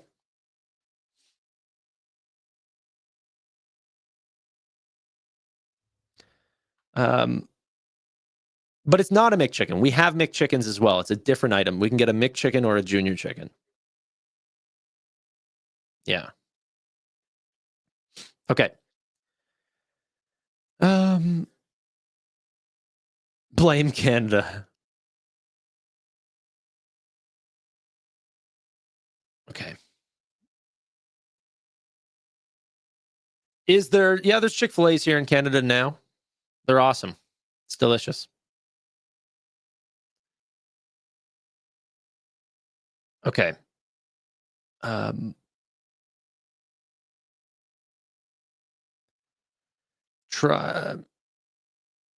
Is it true that your McDonald's sells poutine? Yes, that is true. You guys don't have poutine at McDonald's? I guess that's like the most Canadian comment that you guys have heard. Yeah. Okay. It's not good. You should just go get a real poutine. Like anything that like you're trying to try that real product. Don't go to McDonald's to be like, oh, I've heard of this chicken sandwich. Like, no, go to like a real chicken place. Bro, why have I never seen poutines at McDonald's? I don't know. You aren't asking for it. And honestly, Kelly, you don't seem like a person that goes to McDonald's. Okay. Duolingo for the long term? Potentially. I think they will be fine. The problem is the AI narrative can take a very long time to turn around. Like, I mean, so long. So one of my concerns with Duolingo is new products for Costco has poutine as well. I don't know if anyone would. You guys don't have that in the States either? Like you can get a thing of fries at Costco, or they will make it into a poutine. But Duolingo, there's going to constantly be new upgrades from Perplexity, from ChatGPT, from Google, and every single time that these translation tools, this hardware, all of it, it's going to hit the narrative. Whether or not it hits the actual bottom line, it's going to hurt the narrative. Like the products or the financials at Duolingo look great still to this day. But the narrative is bringing the stock down so much. Is Guy from Canada? Yeah. Yep.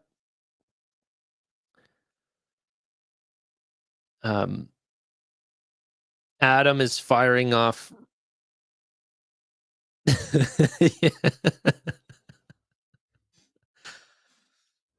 He's straight. I thought you meant receipts, like he's pulling back messages that someone said. No, this is a full-on cookbook in the comment section, which you're limited to like 140 characters.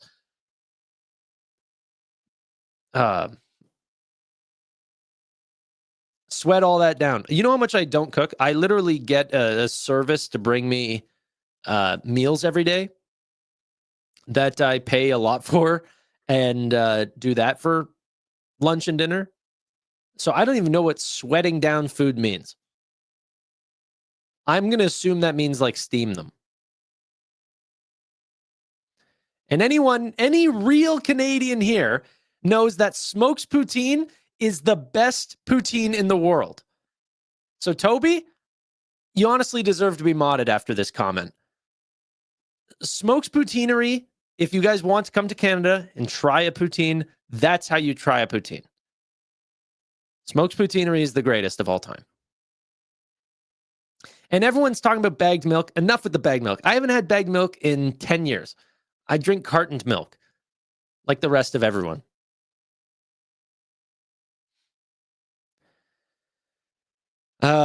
Wifey doesn't cook? No.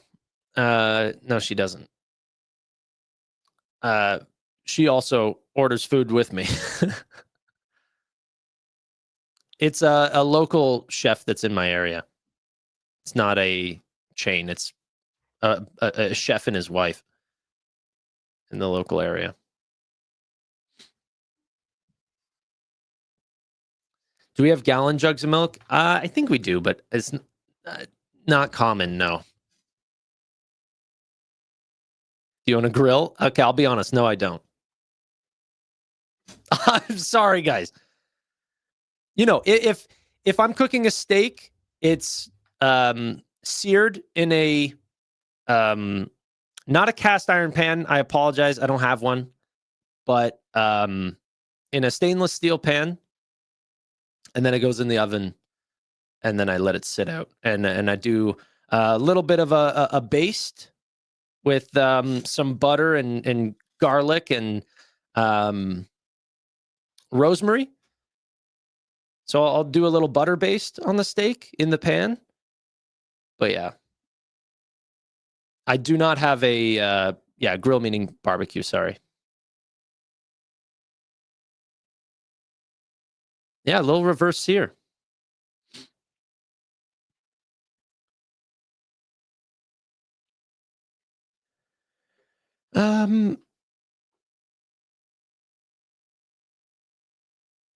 Yeah, the problem, you're so right. I do need a plant, and I love the look of plants in the background, but I've got a door right there. So that's the only problem, is that like I can't really put something over here because the door swings out here to probably about right there. That's my only problem. That's why my set looks like crap.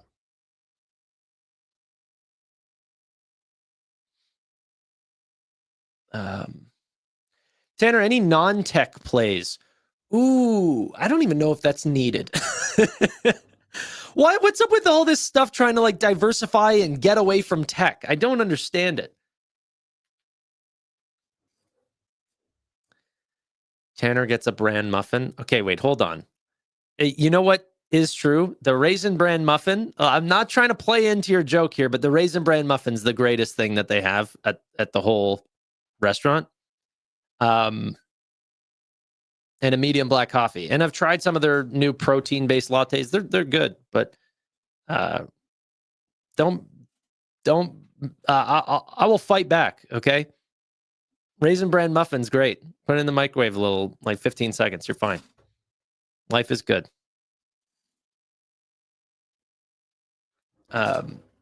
No, so Honeybee, honestly, I'm going to fight back on that. Learn to cook at home. It saves so much time. No, it doesn't. It does not. I get my food delivered here. It's all organic. It's, ready to go. I eat. It's healthy. They put on the carbs and the protein amounts. I know exactly what I'm eating every day.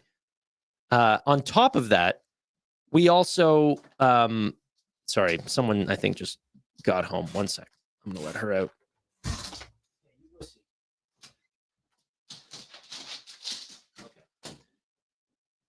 Jeez. And then in the next breath, let's imagine on a per meal basis, those are like, I think they're around $18 a meal. Does in the 13 or 30 minutes or whatever, or an hour that it would take me to cook that, minus all the ingredients and everything, can I make $18? The answer is always yes. Okay. So why would I ever cook for myself? Plus the idea that I cook it wrong, that I burn it, that I have to redo it, the time, the learning curve. No, don't want to do that.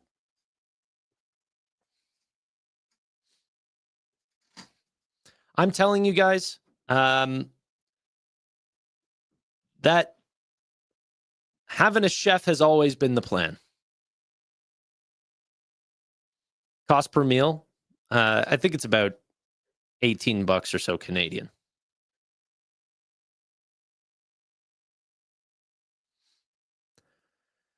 Oh no, learning a life skill. The thing is that I think there's two ways to go about life.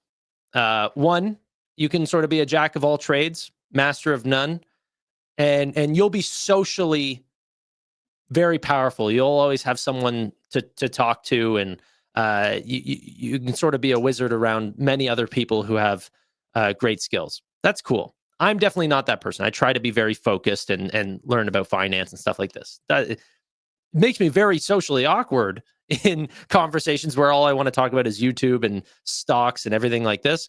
But I actually think it does make you quite wealthy. So jack of all trades, master of none, a social tool, not a financial tool, a master of one, inept at everything else, very powerful financial tool. So I don't care to cook. It's not been, yeah. And then YouTube kind of makes the social game pretty easy because everyone that has the exact same behaviors as me is all coming together. So there's 1,000 people here. I've got 1,000 friends to talk about the same sort of, ideas and stocks that we all like together. No one else can connect with this type of people outside of the internet. So I think this is crazy. And I'm mainly talking about one topic. So I get sort of the benefits of both. Are you calling yourself socially inept? Yeah, 100%. I did meet Kelly. She said I didn't find you socially awkward at all, but then again, I guess was because you were around all financial people. I wouldn't think I'm obviously, whenever I talk about a lot of these things, I overplay it. I would consider myself an extrovert. But yeah. Okay. Tanner, how will you survive when the apocalypse comes with no survival skills? I won't survive. Bro, the power went out the other day with for like a few hours in my neighborhood, and I was like fiddling around with these shitty batteries, and I was like trying to make sure I had like lamps and stuff going. I'm, you know, but I also don't care. It's like Warren Buffett. Like Warren Buffett, how are you going to survive in the apocalypse? He's not. He's going to die. He's hyper fixated on being a great capital allocator. That's what I'm focused on. You know, am I good at the things that I want to care about when the power goes out? Honestly, I'm going to my brother's house. He's the survival guy. And I asked him, like, because he makes fun of me for all this stuff too. And he goes, like, what are you going to do whenever the time comes to be a man? I'm going to go over to your house. I said, are you going to let me in? He goes, of course. Like, you're family. I was like, all right, then I'm chilling. Like, it's fine. He lives close. Can I get to my brother's house? That's the goal. You guys are invited too. There we go.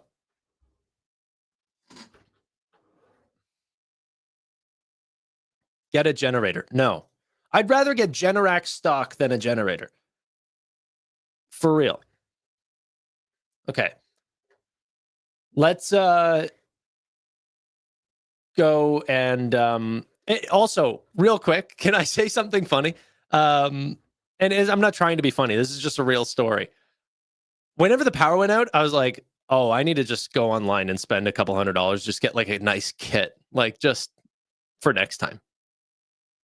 Power came back, restored a couple hours later, still haven't bought it. I just forgot about it. I was like, nope, life's back to normal. Zero planning ahead. I was like, you know what? I'm going to make a change. And then, no, just went back to being me. My computer was back online. Yeah. Okay. I love the people in chat trying to keep me focused. They're like, the RSI on SoFi. We will recover. Let's back to financial talk. Okay.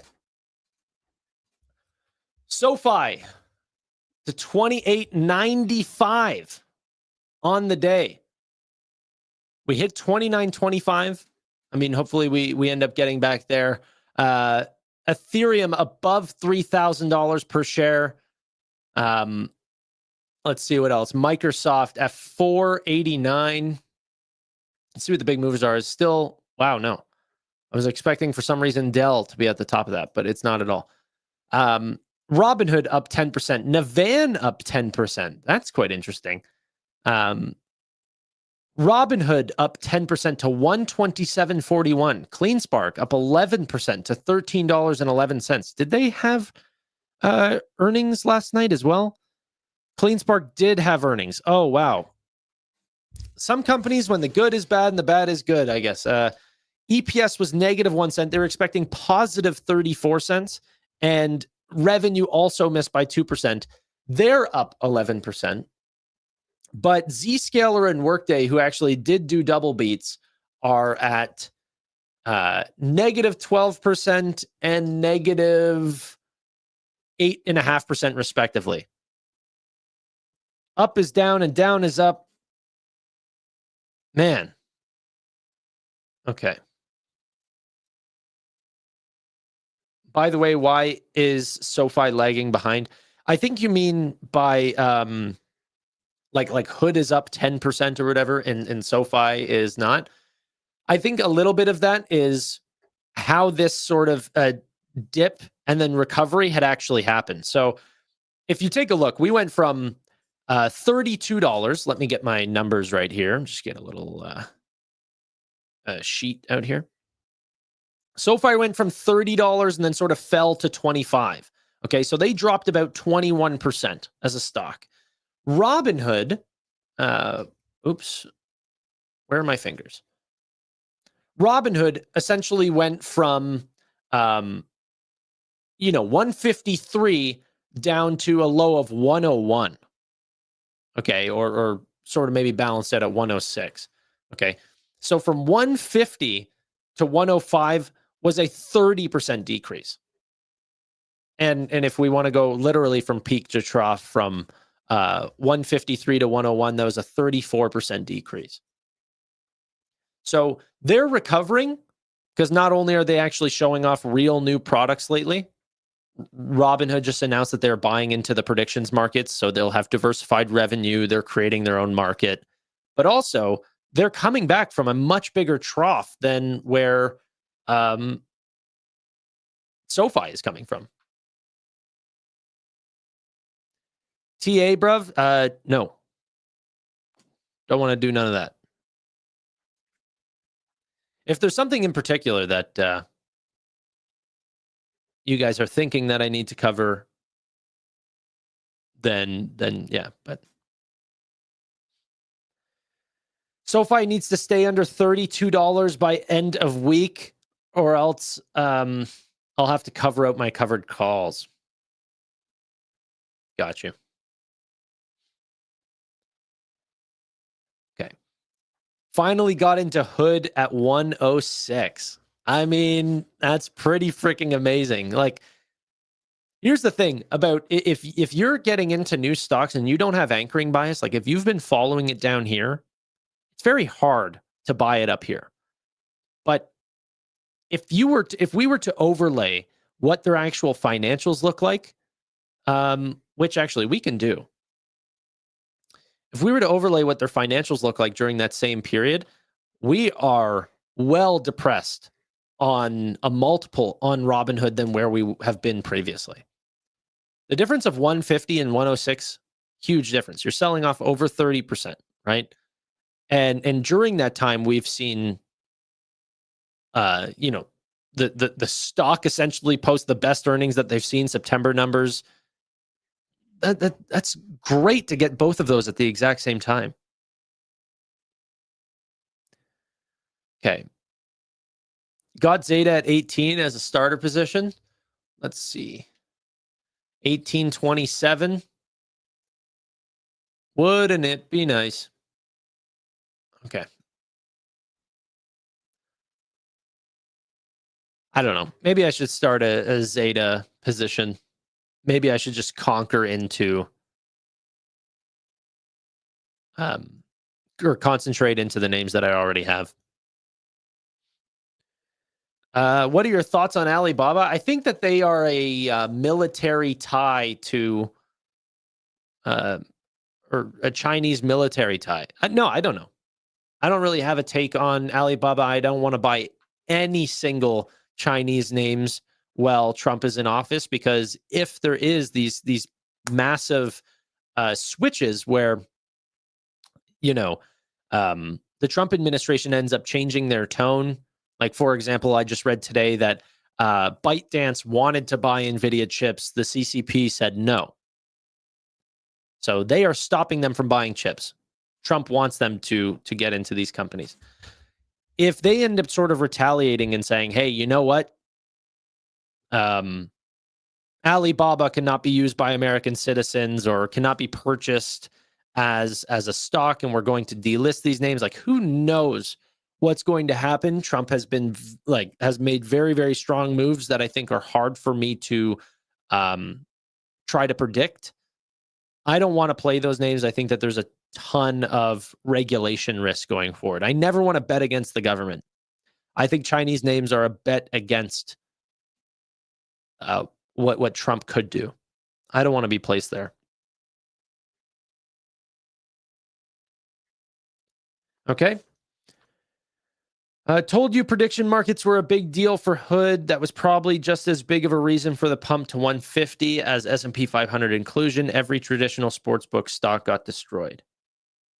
Yeah, I don't think it's just Hood though. I think you're downplaying how large Kalshi and Polymarket are alone. They sort of played into a big destruction of the traditional sports books, not just Hood. But yeah, I think you're right. Okay. Let's see here.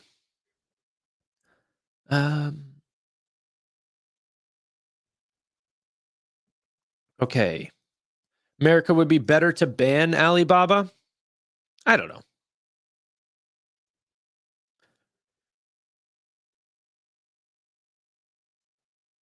Could there be regulatory risk yet for prediction markets? Honestly, I think that could be the case, but from everything I'm seeing is just completely the opposite. Poly markets just got opened up to that market. They now have allowed for, new, how do I state this? Sorry. They allowed for new CEOs to potentially come as advisories to help with regulatory clarity for prediction markets. Maybe Vlad Tenev even ends up being there. Poly market, like I said, is opening back up to U.S. markets. So while I do think that there is regulatory risk, and there probably should be, it's just not what we are actually seeing. BMNR's MNAV expanded. Yes, we're back above 1 times finally. Well, not finally. I mean, yesterday we broke below it, and then the day after we broke above it. But still, that break below was a buying signal if I've ever seen one.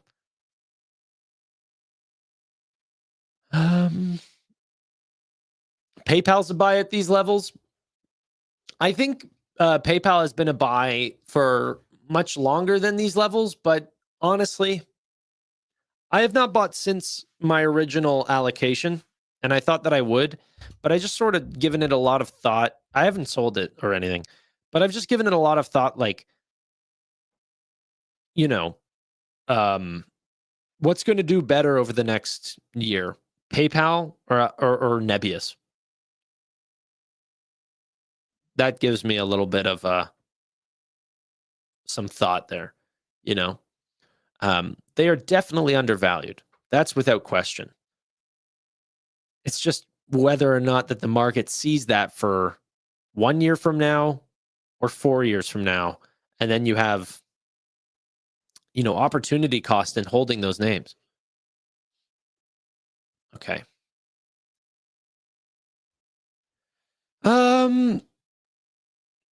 Cool. I'm just listening to let's see what I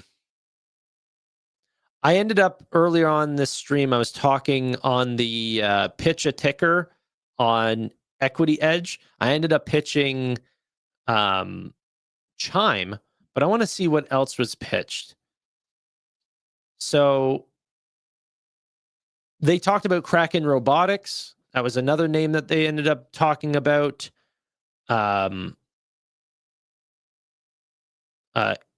EOS Energy. Let's see what else. And then Grail. Here, 1 second. 1 second. Bear with me.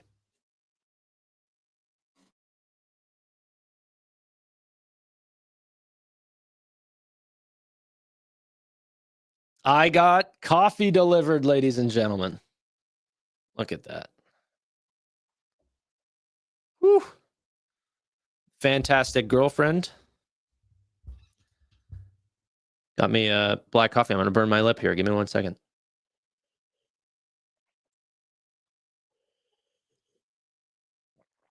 Okay. Grail has had a good year.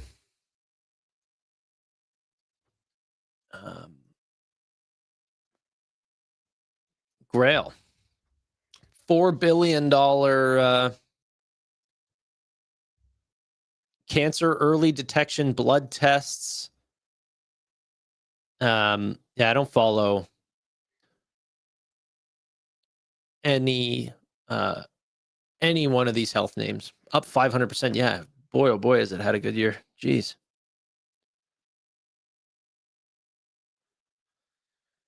Did you finally get your haircut yet so you can finally propose or what? Kelly, chill. It's not about me getting my haircut. Come on.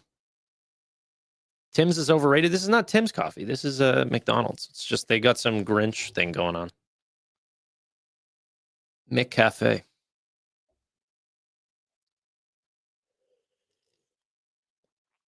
Oh, yeah. Love a hot coffee. Okay. All right. Ladies and gentlemen, is there anything expected at 2:00? Am I missing? I gotta go check a macro calendar really quick. Is there anything we're missing for 2? Is Trump going live? Is he pardoning a turkey? He's already done that. Fear and greed index is at an 18 right now. A lot of reports of AWS and Cloudflare going down once again. Many games are down as well. VR chat, Steam, Fortnite, Rocket League, PlayStation Network, Epic Games Store, all going down right now. This is what's been reported lately. Let's see. Cloudflare is up on the day. No one cares. Is it just me, or has it just been reported on much more often? I'm going to be live Friday, of course. Have I just been reporting on it much more often? But there's been a lot of power outages, or not just power outages, but like outages online. Websites going down. Did you order a double-double? No. But I heard that's a Canadian thing. You guys don't order double-doubles. So do you just say 2 cream, 2 sugar? That's all that means. A regular is 1 cream, 1 sugar. A double is 2 cream, 2 sugar. And then after that, you just need to order it like, I don't think there's anything for a triple-triple. Maybe it is a triple-triple. Maybe I have heard that. First time joining the channel, enjoying it, and we're just talking about coffee here. Sorry, it is a slower day. It's definitely not the highlight of the channel, but happy for you to be here with us today. Let's hear from the Zscaler CEO on what the heck happened. It's saying it was a double miss, but that's not what I'm seeing on my earnings calendar here.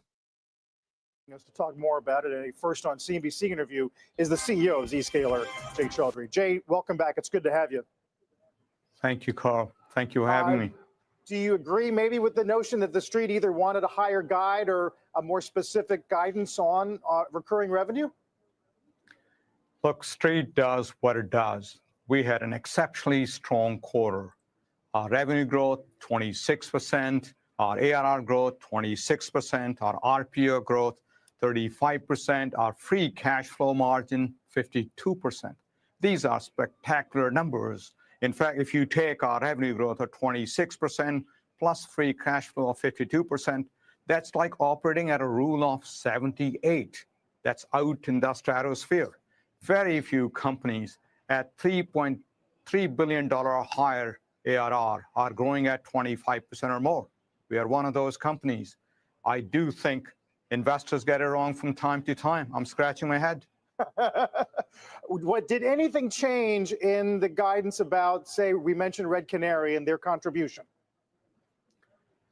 Look, we had a strong beat. A big part of the outperformance came from Zscaler's organic business, and we passed that performance to our annual guidance. So we raised the guidance.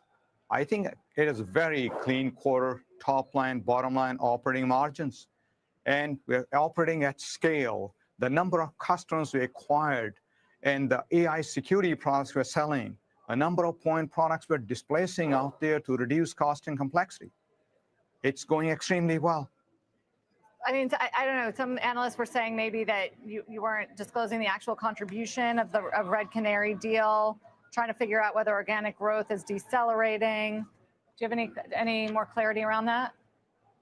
Red Canary contribution is very, very small as compared to our overall business. It's small. We gave them guidance. We shared with them what they have. The question I asked was beat coming from Red Canary or Zscaler? As we clearly explained to them, it's largely to do with our organic business, and we passed most of the beat to our annual guidance increase we did. So very clean. Our customers are happy. We're good with performance. We're hitting on all cylinders. Exactly. All right, then. There's a comment here. Love to hear your thoughts on AppLovin if you would. I love the company.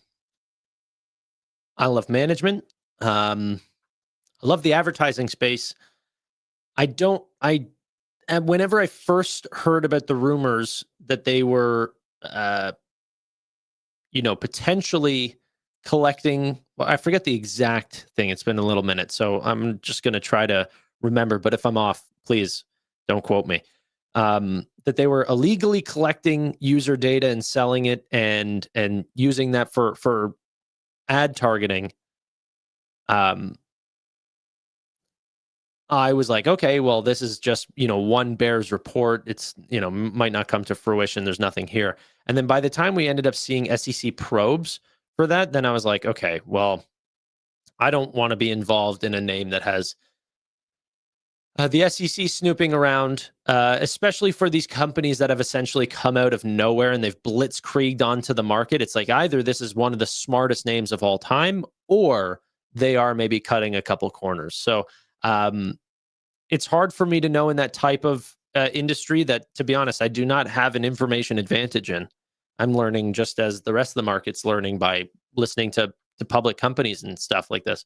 So I did end up selling my AppLovin, but made good money on it because we were buying in the dip during the Q3 earnings.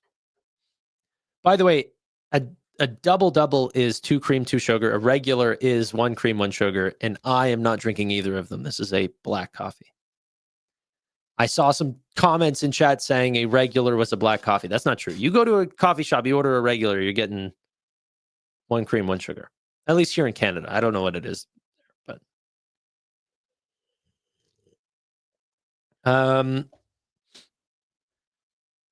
hi, Canadian here. I use RRSP and FHSA. What should I use if those are maxed out? Where's your TFSA?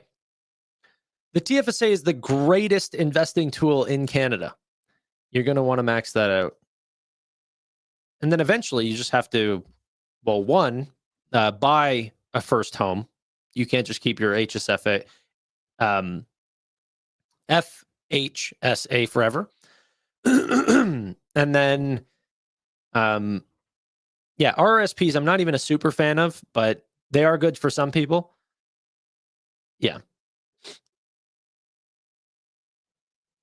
But TFSA is where it's at. You got to max that out.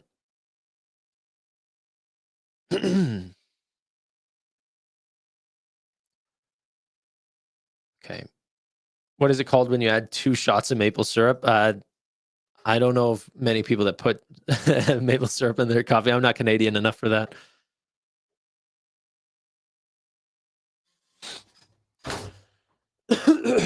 Tanner, you can't day trade in your TFSA. Well, yeah, you might be right. I'm not a day trader, so I wouldn't know about the rules there.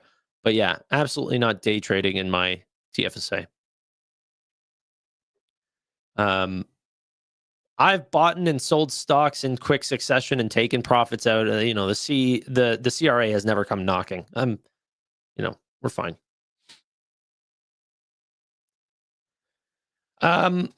Is it the Canadian version of the UK ISA? I don't know. My assumption would be maybe I think it's very close to a Roth IRA, if that makes sense.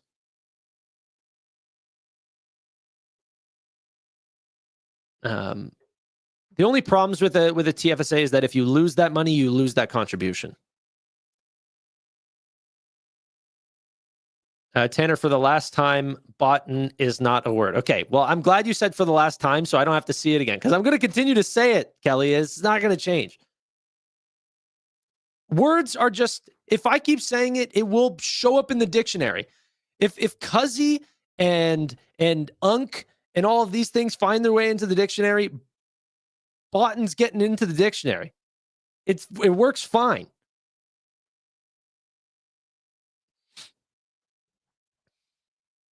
If we all just agree, if everyone knows what I was saying, it needs to be included.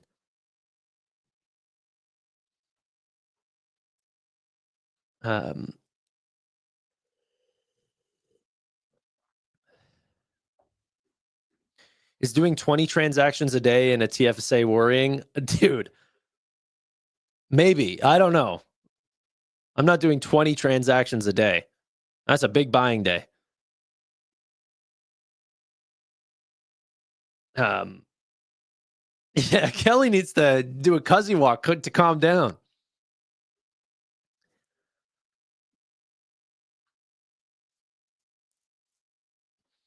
A bunch of people are saying yes. I don't even remember what question I asked.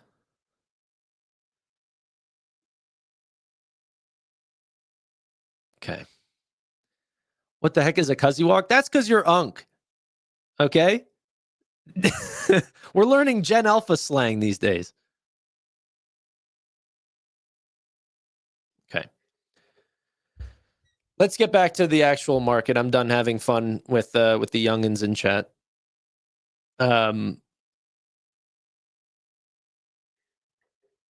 Okay.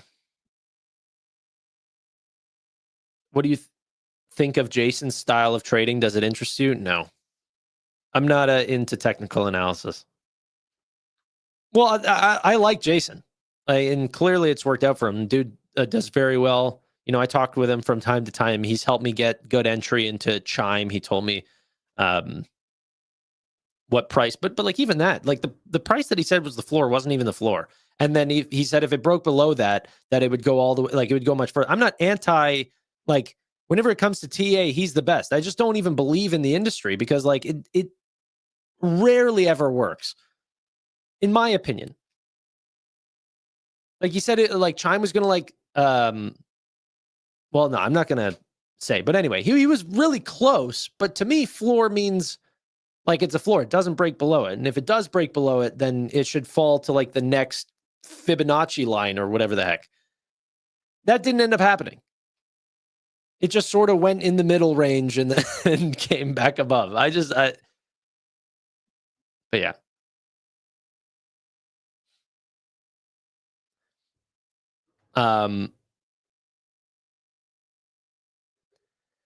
It is ignorant. I don't know much about TA. It's just like you think Warren Buffett and Berkshire Hathaway are doing like, oh, you know what? To get into Google, we need to follow the charts. It's like to me, it's like astrology, bro.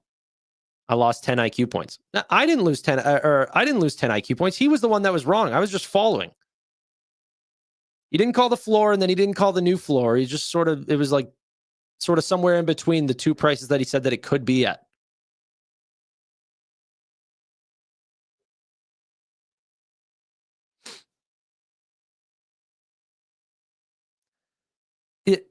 Dude, I could tell you that though.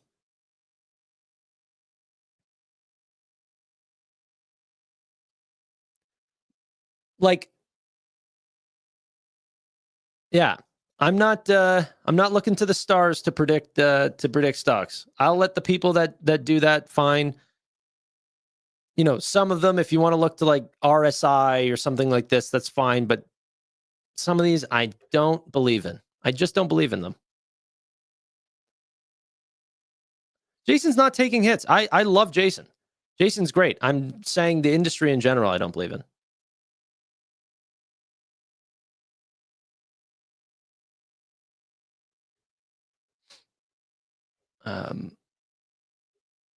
Tanner, are you still shilling Duo? I've never purchased a share of Duolingo. Never once. I do think we're going to have a Santa Claus rally.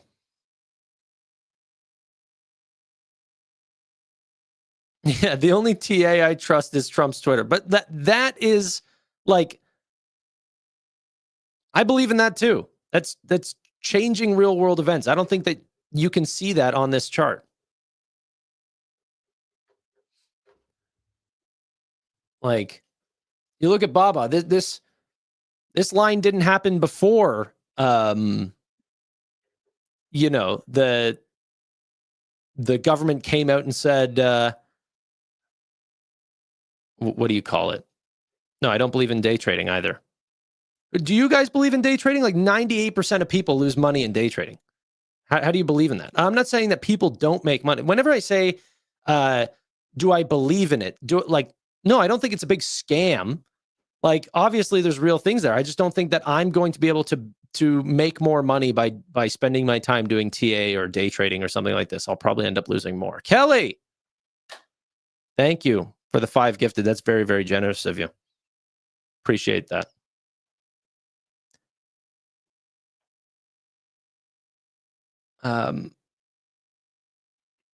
But honestly, the audience that I'm talking to right now that are watching the midday and like as the market is actually like, responding to the events is like, yeah, it's going to lean more towards traders and guys who use TA, and that's fine. It's just me.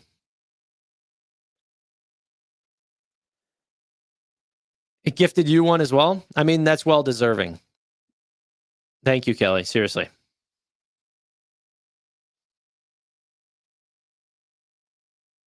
No, I didn't see any news on the crypto side. I tried taking a look. I couldn't find anything. Yeah.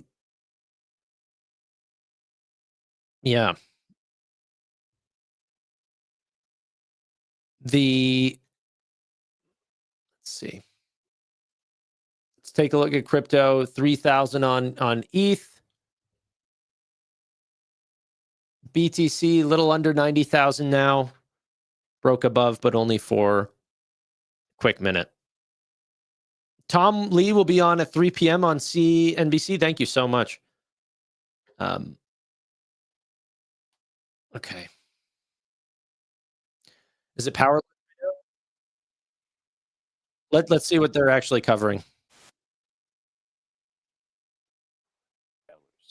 So if you look at what the companies just reported, right, we were all panicking going into Q4. Costs are going to go through the roof. Price increases that are going to be passed through there'll be pushback.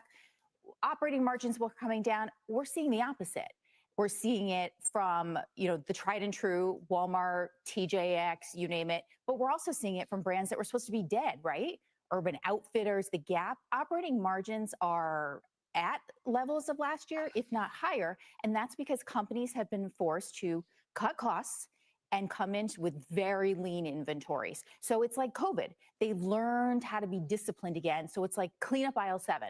And that's what's really happened. What's the, Sarat, I think it's a political statement, but it's like never fail to take advantage of a good crisis. Exactly. And the retailers, it sounds like what you're saying is they've used, not calling tariffs a crisis, but they're using that cover to fundamentally improve the way they do business. Or this crisis has pushed them to be super conservative and super smart about their inventory positions as they go into holiday. So for most of the companies reporting, excluding one or two like Targets and Bath and Body Works that were not so great, inventories are lower than sales. So that's how you want to go into holiday, because then there's very little margin risk and you're actually chasing product. So is this the stuff they bought pre-tariffs, and then kind of how does that play out the next couple of quarters? That's a great question. So some of it, a lot of it was bought pre, right. But now we're starting to roll new product in that the costs are higher. But again, from what you're hearing from the companies, they've been able to cut other places. And by the way, AI is helping, right? Because, Best Buy was talking about their touch points with customer service down 17%. That's helping them cut costs. And by the way, customers are happier because it's more efficient. So there's less returns. So it's all coming together with a perfect storm. And then the other question is, we talk about this K-shaped economy, right? Where are you seeing that? Which are the upward K spending, and kind of who's benefiting, or is it lower K? And then kind of how do you associate those two together? Sure. Well, you're seeing luxury certainly have a bounce back here, right? When have we seen mass wealth creation like we're seeing now? So the luxury guys are starting to come back. And you're hearing from everybody across the board, Best Buy, saying that, yes, there's still value driven out there and people are still being very choiceful and careful. But at the same time, when there's innovation, people are opening their wallets and they're spending on innovation. We saw that with computing, with AR glasses, Nintendo Switch. So Did you just say choiceful? I did. Oh Courtney Reagan said so that word yesterday, and I was like, what is this new word? It's like my Wordle starting word. It's a little long. It is. Choiceful. That's the new thing. Choiceful. Choiceful. Okay. It's like a bad habit you pick up from listening. Come on. When we saw you in the green room, you said you've got the Mag 7 of retailers. Yes. So forget Nvidia, forget, we have exciting retail movements. We're seeing Urban Outfitters up 15% today. It actually outperformed Nvidia. Yes. In the near term. Abercrombie was up 40% yesterday. So forget the Mag 7. We have the Mag 9 here. We've got Walmart, TJX, I'm going to count, Costco, Ulta. We have on the brand side, Urban Outfitters, Nike. I'm going to call the turn on that. I had to sell for it over You're calling 2.5 the turn on years. Nike. You're here to I had a sell on it for 2.5 years, and I upgraded it recently to a buy. And I'm going to say Williams-Sonoma, which operating margins are up versus last year and positive comps across the board. If you want to look into 2026 for interest rate play, and of course, I think they that's own the white Surratt's space. K-shaped upslope with the Le Creuset Yes. pot. So let's go with the FAP 7. Honestly, for real though, Costas here in chat says, why do you need Nvidia whenever you can buy these 5% margin businesses? Like, it's actually sickening. We're saying, oh, go out and buy Kohl's and Dick's and well, I don't want to bash Walmart or any of these names. Though, I do like Walmart. I do like Costco. They're a little bit more expensive, but they're like extremely versatile businesses. But like Best Buy and all of these products, like I don't believe in these businesses at all. Like, have you guys gone to a Best Buy recently? It's just everything that like a Walmart, or sorry, not a Walmart, sorry, a Amazon will sell to you with less inventory and higher costs. It's ridiculous. Like, who is buying this? I actually it's crazy to me. Now, if they end up surprising to the upside and they end up putting up better than expected growth, which doesn't even mean good growth, it just means better than expected. Yeah, the stocks will pump a little bit higher because people, realize, okay, these companies aren't dying this year. Okay, great. Fun. But we're going, forget Nvidia by Williams-Sonoma. Let's do a 3-year time frame here. I'm not talking about next quarter whenever we can play within the weightings of the market. I'm talking 3-5 years out. What do you think's going to do better? The Mag 7 or her version of the Mag 9, which is Dick's and Williams-Sonoma and Kohl's and Best Buy and Urban Outfitters? Shake your head, lady. That's crazy.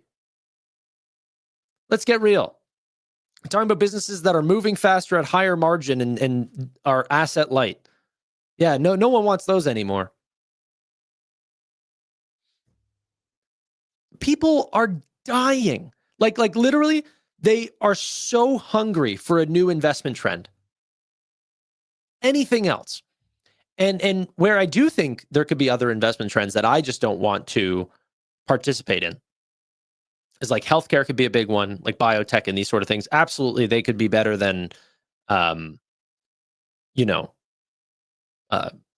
Mag 7 names. But like, I was listening to Amit and he was talking. He's like, man, I need to diversify and get into the restaurant business. I'm like, you have changed your life and done extremely well buying big tech, or not just big tech, but technology names that he's been able to identify. Why try to change that? Keep doing that. You figured it out. You are an investor who knows how to identify what people are willing to use next. It's always been technology focused. It's always been, it actually hasn't always been consumer facing, but Hood and Palantir actually quite different in their the consumers that they face, but still, he's been doing a good thing. Why diversify? He's tired of winning. Like, bro, you don't need to go buy Chipotle. It's fine. I wouldn't want Target to go bankrupt, and it might not, but yeah. Maybe he likes food. Not all the things that you like are good investments.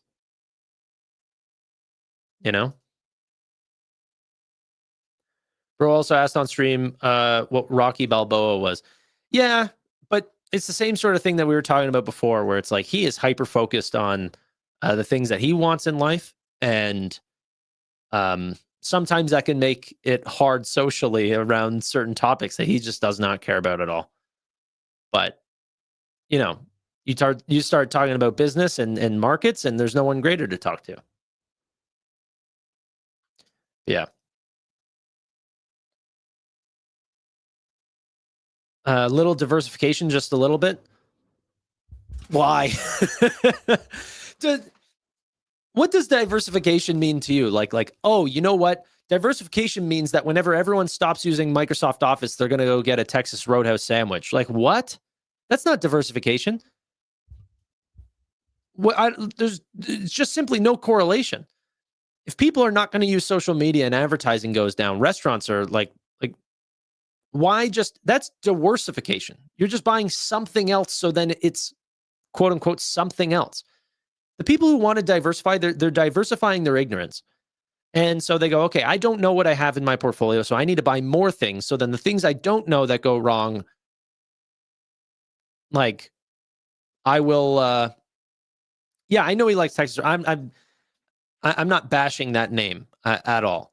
I'm just saying, what does the factors of whether or not people are going on social media correlate with whether or not Chipotle is going to go make another bowl? You know, there are very focused companies. SoFi, like personal loans go down, they are hurt. But is the diversification of, like, look at the way Microsoft's business is. They are so diversified across every country, multiple currencies, different business models, completely different areas. It's insanely diversified. And then people go, what if the apocalypse happens?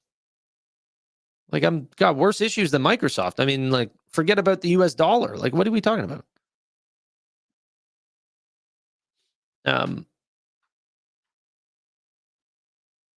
You are unlikely to catch many 1,000% stocks without casting a bit of a net. Yeah, but I agree with you.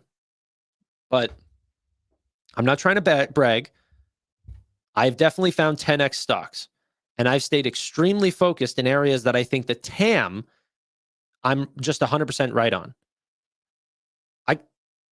Now, hold on a sec.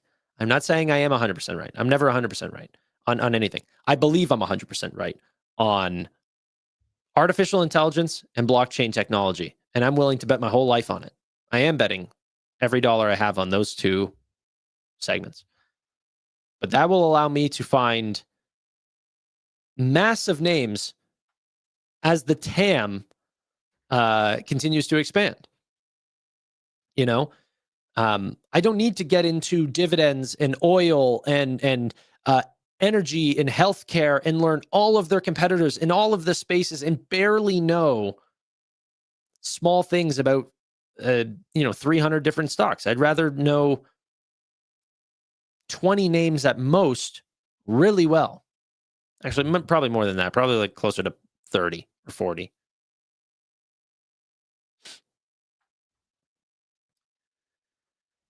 Will SoFi be a 10x for you? So this is another thing too. Whenever I say 10x, I don't mean like right now, Nvidia is not a 10x for me. From my average cost, because I've averaged up so much. So now my average is like in the $20 range. Like it's like 20 something, like 2019 or something. But before it was like 583 or something like this. But I bought a lot whenever it was in the 100 range and 120 and stuff like this. So my price went up a ton. So whenever I say 10x, I mean like from my bottom, from my low dip. In that case, SoFi will definitely be a 10x. I bought around $4.50 something cents at one point. That will be a 10x. Is my entire position going to 10x? I mean, we're going to need to see a lot higher prices. I think my average is something like 890 or 9 something. I need to check. Mostly Power gifted 5 gifted memberships. Thank you so much, my friend. Really do appreciate the generosity from you guys today. That's incredible. Do you like Nebius? Yes, I've been buying Nebius.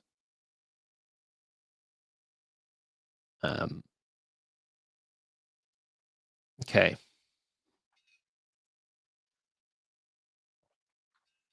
Okay.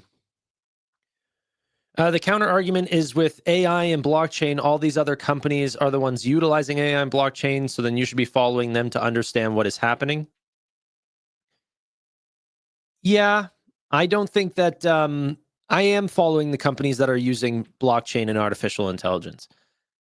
I think eventually those will go downstream to the Walmarts and the Costcos and stuff like this. I think it's going to be a while till Dick's Sporting Goods is utilizing blockchain and artificial intelligence. So it's not my first monitor.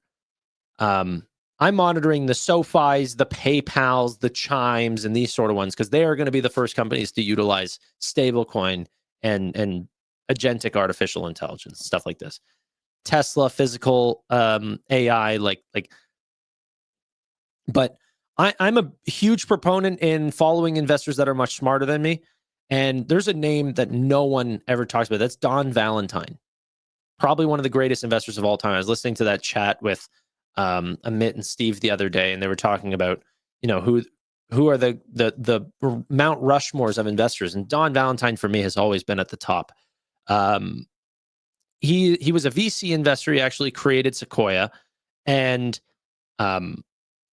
he has a lot of great quotes. But the ones that I wanted to share with you just now was be a total addressable market investor, right? You place yourself in tiny markets, the sale of jeans and stuff like this, and you get 100% penetration of the jeans market, and you're still, not making a $1 trillion market cap.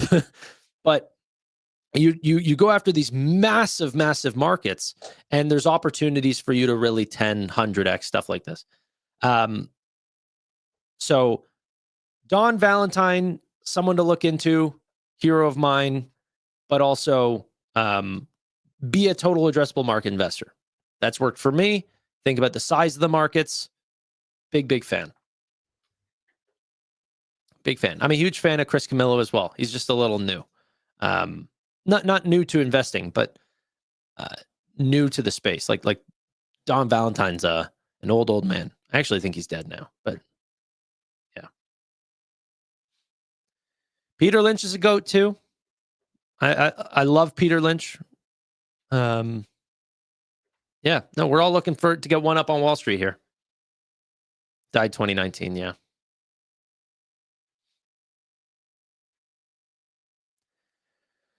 Just get Sydney Sweeney and you'll 10x your TAM. What company was that for? That wasn't Levi's. What was that? Was it Levi? No, it was American Eagle. That's what it was.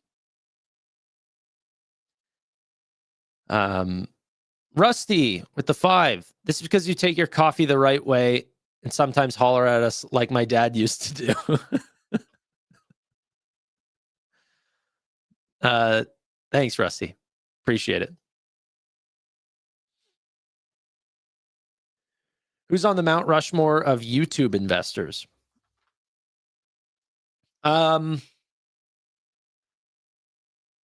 don't know. Chris Camillo would definitely be there. On YouTube investors, he is like genuinely, that's insane. I think people downplay how well Meet Kevin did on his Tesla trade. And on the way up, he doubled and tripled and quadrupled and 10x'd his conviction on Tesla on the way up. That's so hard to do. And that takes a lot of guts. And it paid off for him. So that was quite good. I don't know. Obviously, there's a lot of amazing investors in the circle that I'm in, right? But I'm trying to think of some of the investors that are sort of the old guard, like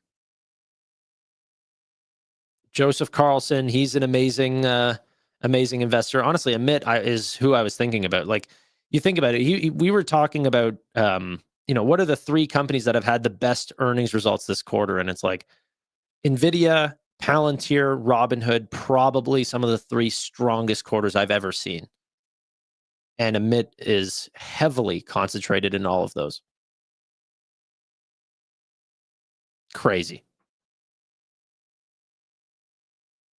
Crazy, crazy. Jeremy does get too much flack for his picks, but I like Jeremy, so I'm not here to bash, but he did fall into a trope where people end up following there's a need for bigger and bigger gains. And so instead of making money where he knew he could, he was looking for these, plays where he was like, okay, no one else is focusing on these businesses, and I'm eating these foods, or this small. I don't want to continue to go on, but I think he went too heavy in these very, very speculative names, chasing gains, and then just blew up his portfolio that way. Aside from that, he has done extraordinarily well on many names, Elf and Tesla, and well, now he's on AMD and stuff like this, which are all doing very well. He gets a lot of flack, but he actually is a great investor.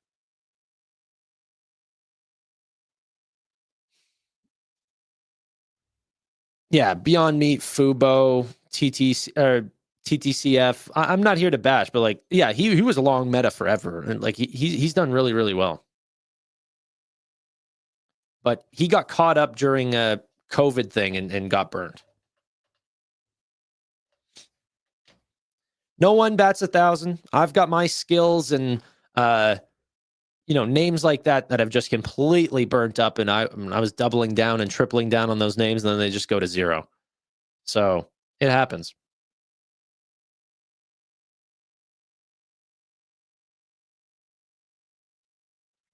Seriously, it does happen. Yeah. But people are much more ruthless online of whenever a stock is going down than what they are to their own picks. Everyone listening to him are batting worse than he does, and yet he picks a name and then they bash him for picking the wrong name. It's like, man, there's not a chance that you guys are. Yeah. Anyway, Peloton. Yeah, I got burnt on Peloton too.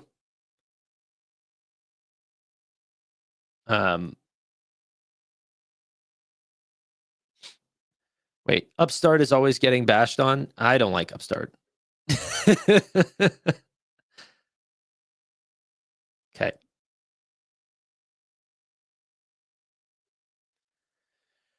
All right. You know what though? We were just going back to the retail names. I've got no care in the world for these sort of comments that say, hey, forget Nvidia, buy Urban Outfitters or something like this. I don't know why it's so hard for people to picture this type of growth. This is absolute insanity. I almost want to get rid of the 200+% gains, 66%, 56%. How is this even possible? Let's go to the Mag 7. You know what I should do? We should look at what were all the names that she said. Maybe we can build a chart together. I can show you guys sort of the power of. Here, wait. Let's build a new chart, and we'll just be a little test. Okay. And the companies that I want are Nvidia, which she said you don't need anymore. And then she said, I don't know the ticker for Williams-Sonoma. WSM. What were the other ones that she said? Tanner really looks like Jeffrey Dahmer. That is not here nor there. Okay? Get yourself together. Let's talk some stock. Let's not forget about Graham. I love Graham Stephan. Okay? I'm not friends with Graham Stephan, but we have talked a couple times. Great mindset, unbelievable saver. I think just overall, he's a great businessman, everything. Would I put him up as the best investor of all time or even remotely in there? I would not even put him. I don't even think he would consider himself like an investor like that. I don't think he's looking for 10Xs. He's trying to just beat the market. No, I've not answered, or I've not invested in Nvidia. However, I have been thinking about it. The problem for me is I'm still, even after this sell-off, above 40% of my portfolio. So it's like twice as large as my next biggest position, which is Shopify, which, by the way, Kelly, just so everyone knows, yes, she gifted me 5 gifted in the chat, but no one is safe in this chat. Okay. I cannot be bought and paid for. She still ignores me today about starting a new podcast about Shopify Weekly. I'd love to talk about Shopify. However, no one would ever listen to it. And, but just one episode, Kelly, one episode. Myself, a large investor of Shopify. It's one of my biggest positions in my portfolio. And you, a large merchant on Shopify. What a mix that would be. Steve, thank you so much for the $10 super chat. That's super nice of you. Happy Thanksgiving, everyone. Okay. What were the names that she said in that thing? Let's go. It was Dick's. Is Dick's even a Dick's Sporting Goods? It was what was it? Kohl's. It was Best Buy. Thank you. Let's do one more. Best Buy, Dick's, Williams-Sonoma. She said Walmart. We'll add Walmart. And yeah, okay. Let's just do that for now. And then people are saying this. IREN. She said IREN and Cipher Mining. That's what she said. No, she didn't. Okay.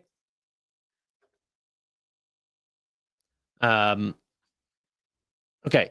Now let's look at the total revenue for these businesses. Now I understand. Okay. I understand. This is a much bigger company. It's the most expensive company versus these big names. That's why we're going to look at it as a percent change. Okay.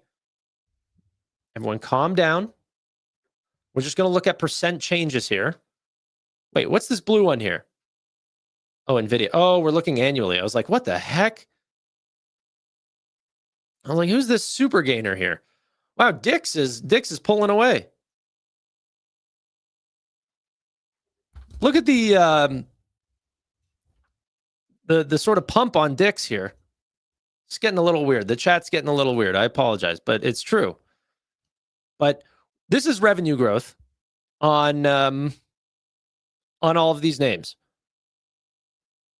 Down 8%. Wait, I can't see. My camera's in the way. Down 2.4%. Down. Sorry, not down. 2.4%, 4%, 6%. And by the way, I was being generous. I put it up higher than it was. 36.33%. Pretty good. Dick's is pumping. However, it's roughly half, 62.5%. And by the way, this looks like it's falling, but no, reaccelerating. 62% next quarter, expected to be at 65%. Okay. Now, on a multiples perspective, it's still, let's see, I don't even know the answer to this. So, obviously, I think they're going to be cheaper than Nvidia, but it better be a lot cheaper. A lot. Okay. Wait, not margins. What am I looking for? Forward ratio, trailing ratios, PE, and then we're going to hide total revenue. So Nvidia is the most expensive, 44 times. Okay. Next most expensive, Walmart, 38 times. Where's Dick's? Dick's 16.8 times and Kohl's 14.1. Maybe there's something interesting with Dick's here. Maybe Dick's has something going for it. I don't know. But yeah, so most expensive Nvidia. However, these companies grow into the future. So let's take a look at forward PE. And now I don't expect Nvidia to be the cheapest here, but I don't expect it to be the most expensive.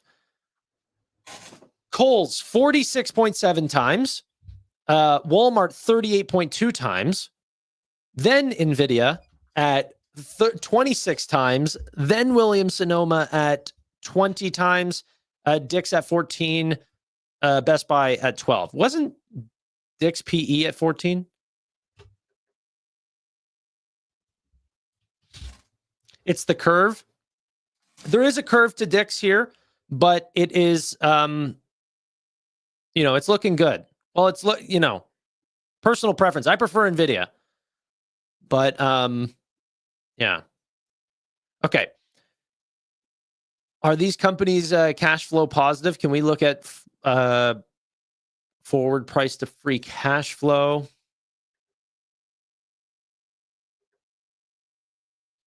Forward price to free cash flow, Walmart's most expensive. Then Nvidia at 28.6 times. And Kohl's 4.1 times on a forward free cash flow basis. I mean, there might be something there, baby. Maybe she's right. Maybe there's a magnificent 9 here in the retail names. But however, okay, Kohl's 4 times price to free cash flow. Let's see if, well, actually, hold on. Let's see if I can do this. Can I bring up free cash flow? And then can I bring up percent change?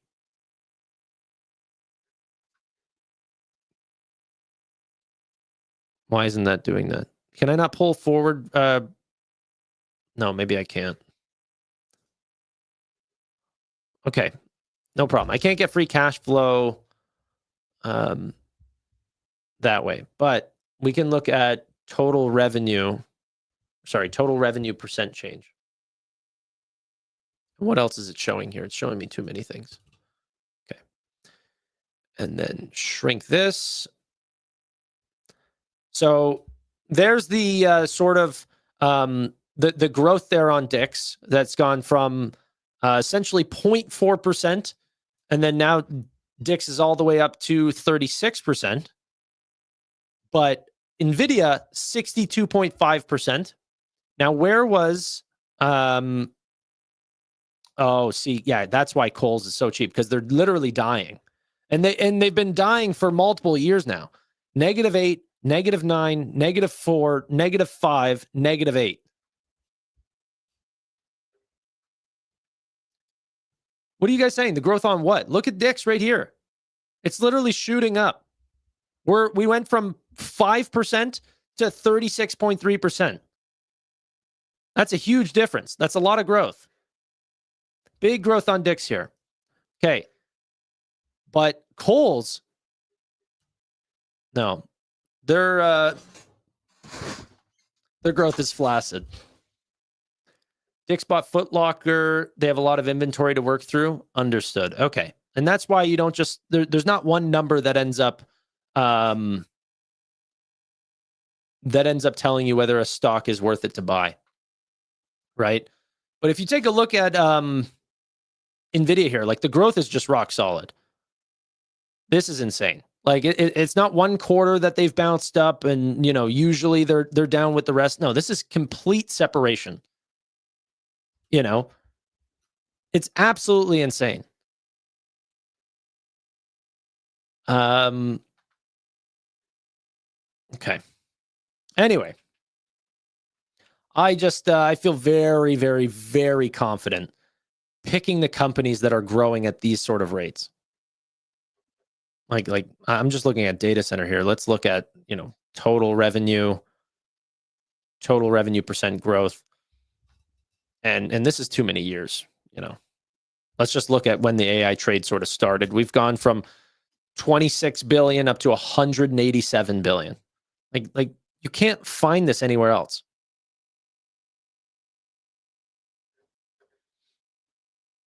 Would you buy Nvidia at 200?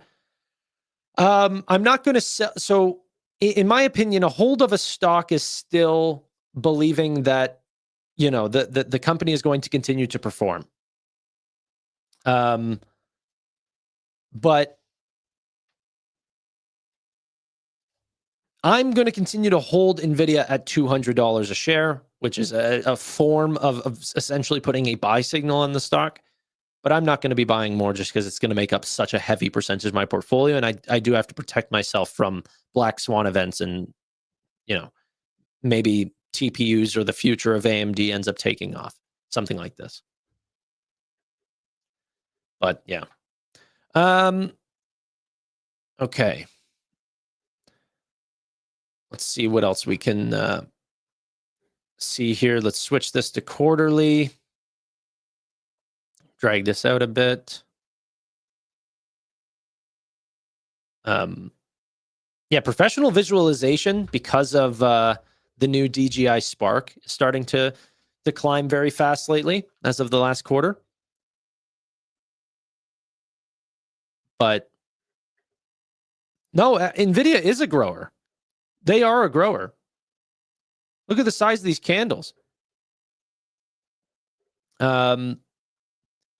Automotive, more full self-driving that we have, the more that this will grow. And that's still pretty much a nascent business. People are really excited about what's happening into the future, but not really, going to see that big of a Nvidia. Well, they're not really a shower in terms of the stock price. The stock price is not a shower, but the actual fundamentals is a grower for sure. But yeah, I don't know, man.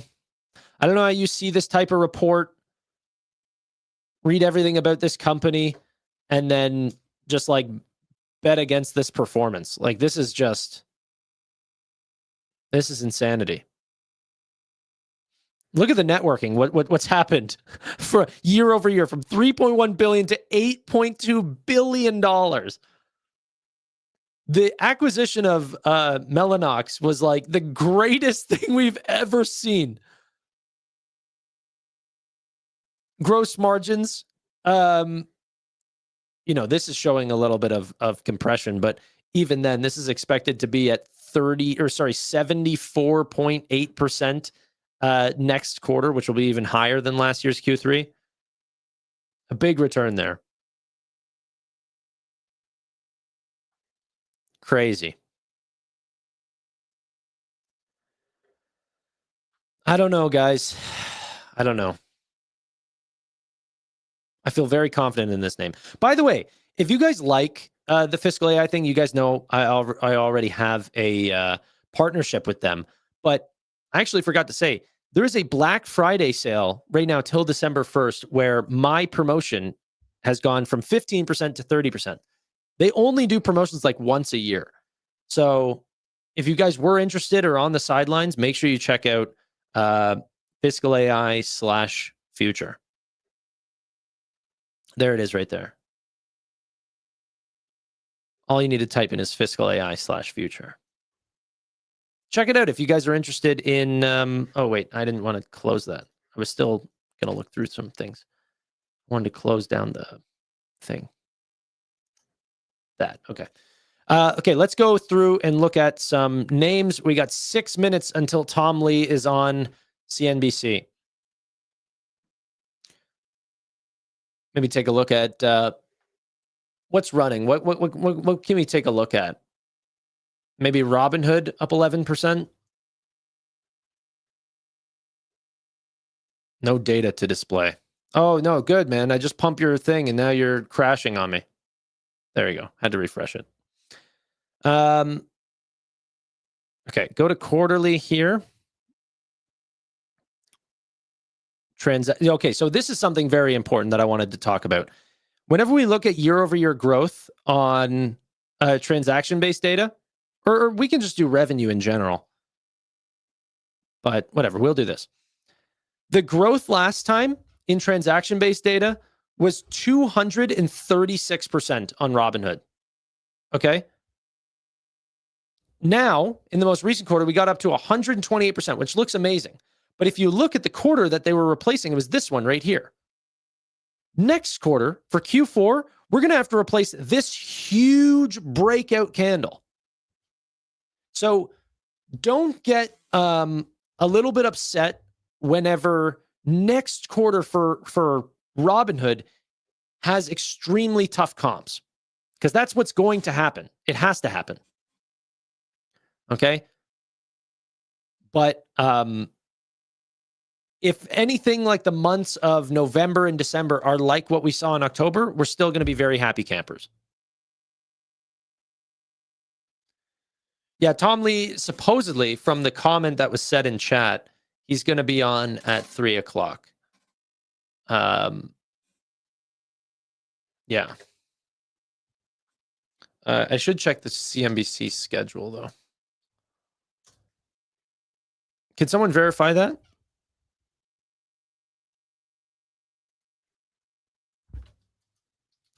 Okay.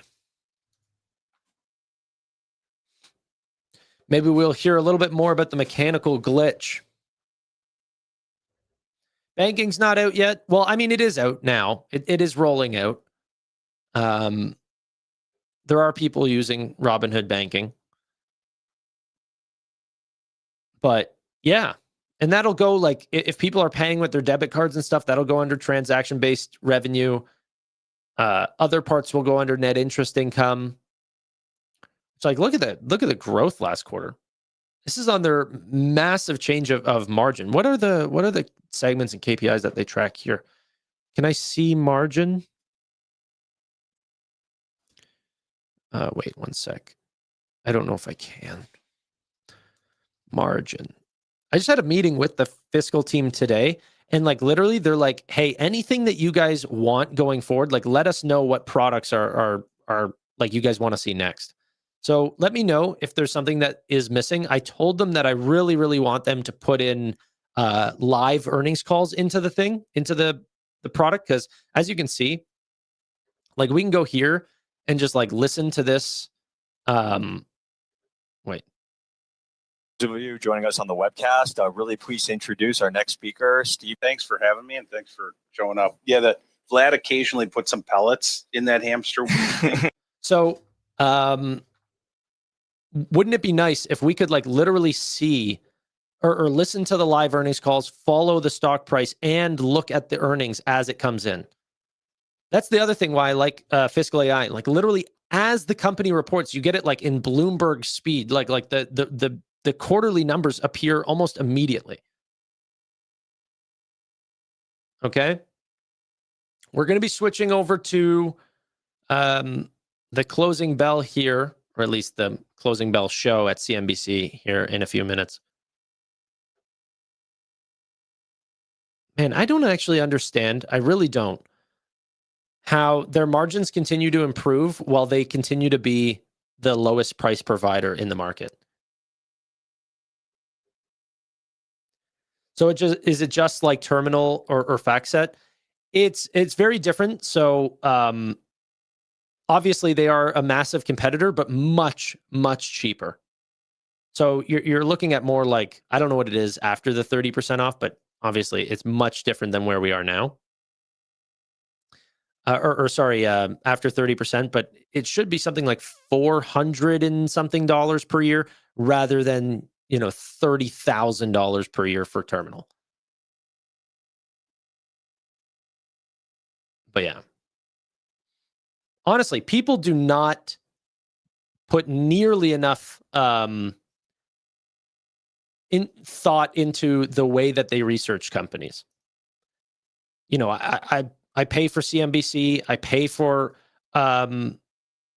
Fiscal AI, I pay for Seeking Alpha, I pay for a bunch of these things because information is getting cheaper and cheaper, but information in trading should be one of those things that is like, that's worth a lot. And the traders that understand that are paying sometimes upwards of $30,000 per year for a Bloomberg terminal because it gives them that advantage. Fiscal AI is trying to create a solution that is for retail traders that most people can afford and is actually offering a real solution. I have FactSet. Yeah, one thing that is really interesting that people don't realize is Fiscal AI is in like most of, well, not most, but is growing in the amount of like fintechs that they're working with. There's names like, public.com and Perplexity and all these things. They're actually powered by Fiscal AI.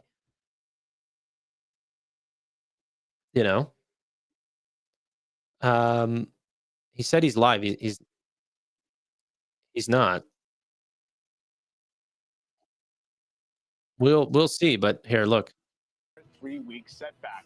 Take a look at the key indexes with 60 minutes left to go. The S&P 500 surmounting the 6,800 level once again, rising more than 4% since last Friday's intraday low. And the Dow back to within 2% of its former peak. Take a look at the NASDAQ as well, up almost 1% on the day. We do. Okay. Someone just said that. What's going on at the White House? Sorry, I didn't see this. At least 2 National Guard members shot near White House in Washington. Secret Service says 1 is dead, ABC reports. 9 minutes ago.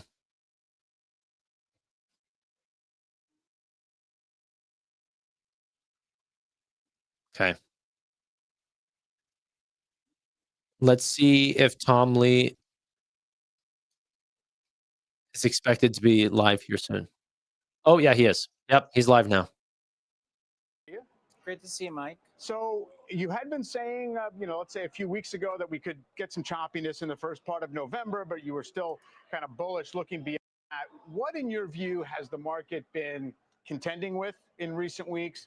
What did we learn, and how does it set us up for the outlook here? Yeah, well, I think the market's been struggling with the same things that it's grappled with all year, which is a monetary policy direction that's not completely clear. As you know, the odds of a December cut have really jumped around from as high as 60 down to 30, back to 80.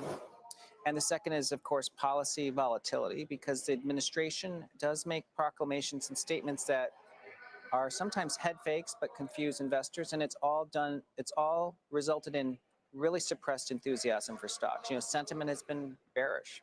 And then that, led to a 5+% pullback in the S&P 500. A lot of the more aggressive parts of the market took on a lot more pain than that. Where does it leave us in your mind? I mean, as I mentioned, 4 days, this market has barely even flinched at pretty much all the hurdles that were along the way. The moving averages, we got above last Thursday's high.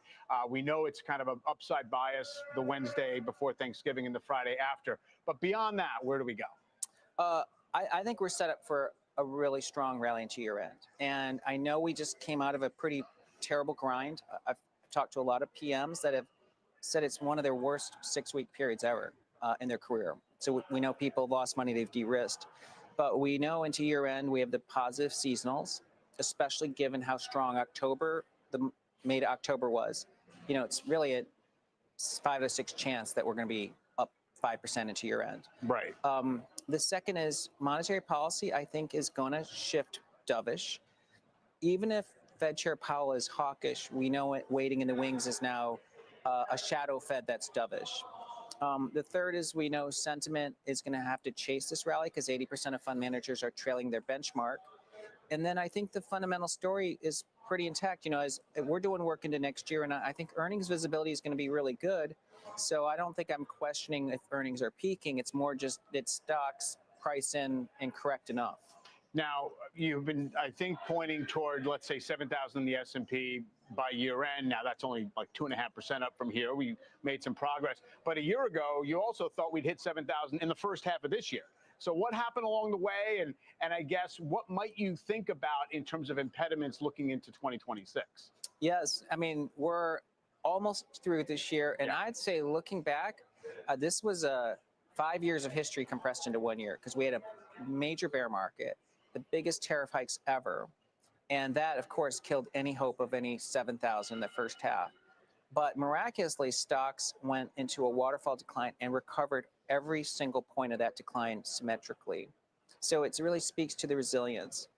But I guess as we're thinking about next year, I bet you it's going to be very similar in the sense that we'll get a policy shock, maybe whether it's monetary or from the administration. It could lead to a big drawdown of 20% again. Yeah. But it's a replay of this year. And maybe we've now had 3 20% bear markets in 5 years. I mean, that's a lot of history compressed into a 5-year period. Now, you mentioned obviously the confusion over the path for the Fed as contributing to this recent pullback, as well as some policy flux in there. What role did the violent shakeout in crypto have on all that? Because a week ago, that's all we were talking about was Bitcoin can't stop going down. The NASDAQ wants to follow it, or people are concerned about how that's going to knock other things loose in other financial assets. So it's stabilized, but it's not exactly sort of participating to the upside in this bounce. Yes. So crypto had been a leading indicator for actually most of the last 5 years. But on October 10th, crypto had what I would call Armageddon, a flash event, but it led to a liquidation that was never seen in the 15 years history of Bitcoin. About a third of the market makers went out of business that day. Almost 2 million accounts went to zero. Yeah. And it was because of a pricing error, what I would call a glitch. It led to what they call auto you've definitely deleveraging. made that case that it definitely seems as if there was something in the kind of market maker functioning that got fouled. Yeah. Now, that being said, the reason you can have all those accounts auto liquidated is because there were that many accounts with that much leverage that got Bitcoin up to where it was above 120. Yes. Right. I mean, so it's not as if it happened in a vacuum. Yeah. So in a way, it means crypto represents really a very precise measurement of risk appetite because there's so much more leverage, and that got wiped out. Right. That last time it happened in 2022, it took 8 weeks before people sort of touch their toes back in. I think that's where we are. We're near a bottom, but now I don't think crypto leads. Crypto is lagging because it's really the AI that's going to be leading. Okay, so so basically that is kind of sidelined the idea of what Bitcoin 150,000 you were thinking before? Well, I think it's still very likely that Bitcoin's going to be above 100,000 before year end, and maybe even above one to a new high. So Bitcoin makes its moves in 10 days and every year. I think some of those best days are still going to happen before year end. We're watching it right now at 89.5, firming up throughout the day. Tom, stay with me. Let's bring in New Edge Wealth's Cameron Dawson and Obermeyer's Ali Flynn Phillips. Thanks to you both for joining us here today. Cameron, it's coming into this period, it would be common to hear the complaints, look, this market's too concentrated in AI. It's not a broad enough rally. And maybe we're complacent about the Fed. I mean, have we taken care of those things? Where does that leave us? I think that Tom's stat about the underperformance of active managers is where a lot of this sits, because we can see that positioning is still underweight this market. Deutsche Bank updated their consolidated positioning.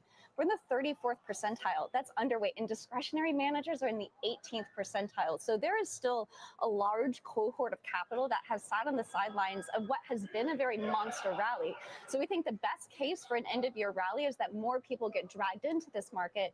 And I think the best fundamental support for that is that earnings estimates continue to be revised higher. So as long as earnings estimates are going up, GDP estimates are going up, it gives that cash on the sidelines a reason to chase into the market. And has the character of the market, in your view, changed over the course of this moment? I mean, that sometimes does happen. The market doesn't usually pass the baton on a full run.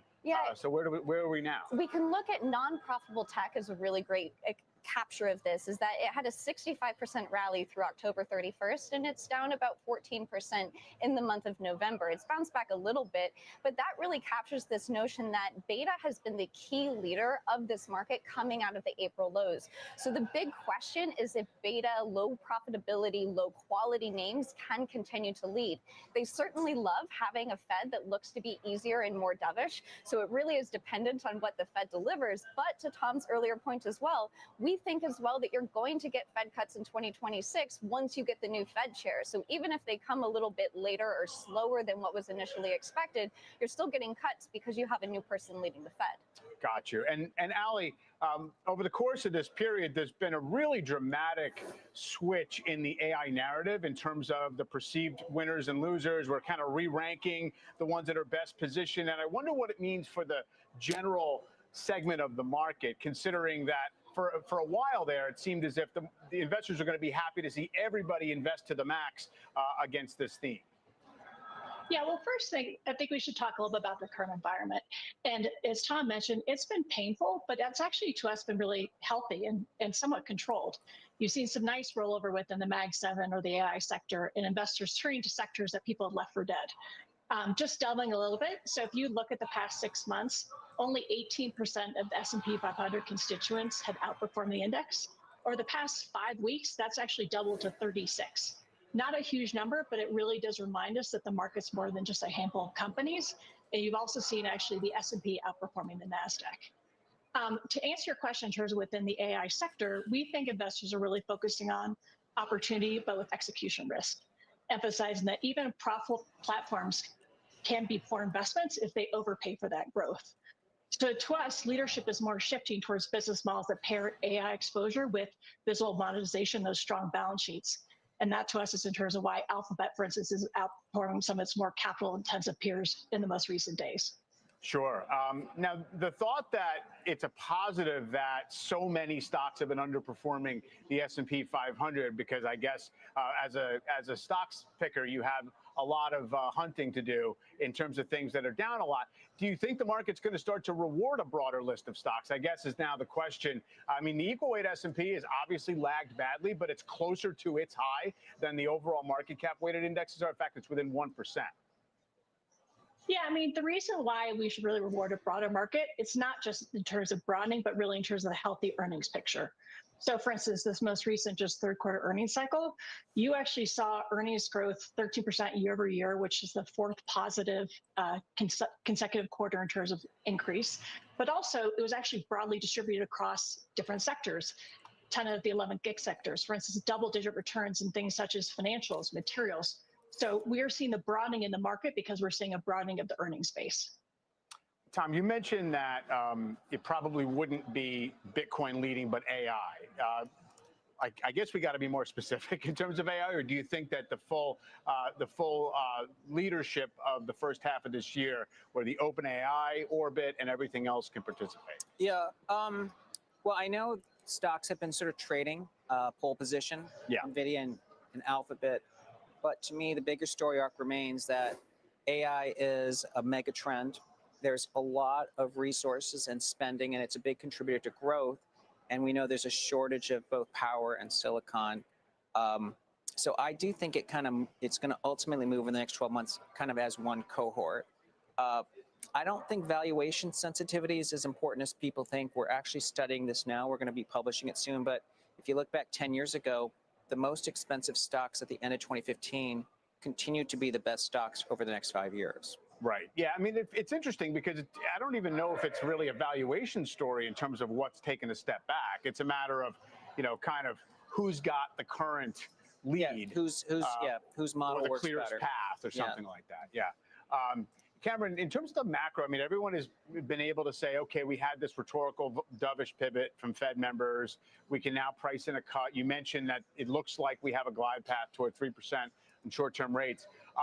Are those still going to be insurance cuts? Are those still going to be like the economy doesn't really need it, but we could use it because we just had the Beige Book come out, an hour or so ago, and there was a lot of commentary about softness in labor markets and companies finding ways to do more with fewer people. Yeah, that is the biggest question, because cutting because you can is a very different story for risk assets than cutting because you should. If the context of the cuts is because the labor market needs the support, that the economy needs the support, what you would see within things like equities or credit is a lot of weakness because equity valuations would be too high and earnings estimates would be too high. But if you're cutting because you're just trying to get to neutral because you don't want to be too tight in the future, that's when equities can very much rally and enjoy it. Now, the Beige Book has been painting a very sour picture about the economy for quite some time, as has all soft data been painting a much more sour picture about the economy. So we continue to go back to this notion of what is the equity market telling us about things like the U.S. consumer. Equal weight discretionary versus staples is still in an uptrend. So to us, the equity market is still arguing that the aggregate consumer, of course, with big weights to high income consumers, is still in a fairly good position. So we'll continue to monitor that for any kind of change. Yeah. I mean, I do think that the outright inability of staples companies to actually perform is helping that. But you're right. In a real recessionary scenario, those stocks would probably start to work again. Ali, we mentioned, I guess, what's happening in terms of the Fed, which feeds into yields, the 10-year down below 10%. I was just looking earlier, the 60-40 portfolio total return has actually kept pace with the S&P on a year-to-date basis. Where are you thinking about those types of allocations, and what are you telling clients in terms of the fixed income side? It's so nice to finally be rewarded with attractive yields on the fixed income side. To us, fixed income is one of those, it's the steadfast, it's the ballast, it's to protect against the unexpected. And so particularly if you're able to be high quality in terms of focusing on whether it's treasuries or corporates and stay kind of intermediate duration, that to us is more appropriate.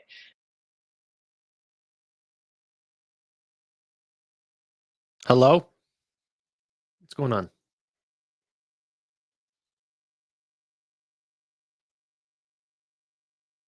Parts and Evelyn now for a look at the biggest names moving into the close. Hey, Christina. Looks like she Michael. crashed. Shares of Deere right now, they're sinking almost 5% despite beating quarterly estimates. The problem was the full year forecast. It just came in weak. Tariffs are squeezing margins and farmers are just pulling back on big equipment purchases. Let's switch on to Dell shares climbing about almost 7% right now on strong AI expectations. The company did miss on revenue, but it's forecasting a monster fourth quarter with $9.4 billion in AI server sales for a total of at least $22 billion for their fiscal year. And lastly, shares of Zscaler dropping roughly 12% right now after beating on both the top and bottom lines with a solid full-year outlook. But the cloud security company posting an operating loss, which really spooked investors despite shares being up about 40% year to date. Mike? Christina, thank you. We have some breaking news out of Washington. Eamon Javers has the details for us. Eamon. Mike, I'll stick around for this because this is big. Incident just a couple of blocks from the White House here in Washington, D.C. This happened just about 20 minutes ago. And what we know is that, according to the Department of Homeland Security, 2 National Guardsmen have been shot. Their condition is unclear at this time. D.C. police say they have a suspect in custody already. Now, this took place within a couple of blocks of the White House complex itself, but not adjacent to it or at the White House complex. This is somewhere around 17th and 17th and 8th Street. So that's somewhere between Farragut Park and Lafayette Park here in Washington, D.C., if you know the area. We're also seeing a report now, Mike, that DCA, Ronald Reagan National Airport, does have a ground stop due to security. No additional information on that ground stop just yet, but we are seeing reports as well that a medevac helicopter landed on the ellipse at the south of the White House and then took off bound for a medical facility. So we don't know the condition, as we say, of the National Guardsmen. There are conflicting reports now of how many casualties there were in this incident. Were there 2 or 3, 2 National Guardsmen and maybe somebody else? As I say, this happened just about 20 minutes ago, Mike, and so information is just coming in. And now I see the Associated Press, just within the past couple seconds, is reporting that the 2 National Guard members are in critical condition after the shooting near the White House, and the suspect was also shot. So a little bit more information coming in here in real time. So that might account for that third person that we'd heard might be headed to the medical facility. Mike, back over to you. All right, Eamon, thank you. All right, as we go to a break, NASDAQ at session highs and the S&P up almost. Okay. Yeah, it is crazy how fast that news changed, and it actually, I think, changed to quite a positive perspective. I know it's obviously not positive, but the first reports were that there were casualties, and now it's coming in that they are in critical condition. So that is looking positive. Supposedly, and I don't want to be graphic here, supposedly one of the National Guard's people was shot point blank in his head, but he is potentially still alive and in critical condition. So pray for hopeful good results in that they pull through. Let's quickly look at the markets before we wrap up the show. We're coming right into the end of where I usually wrap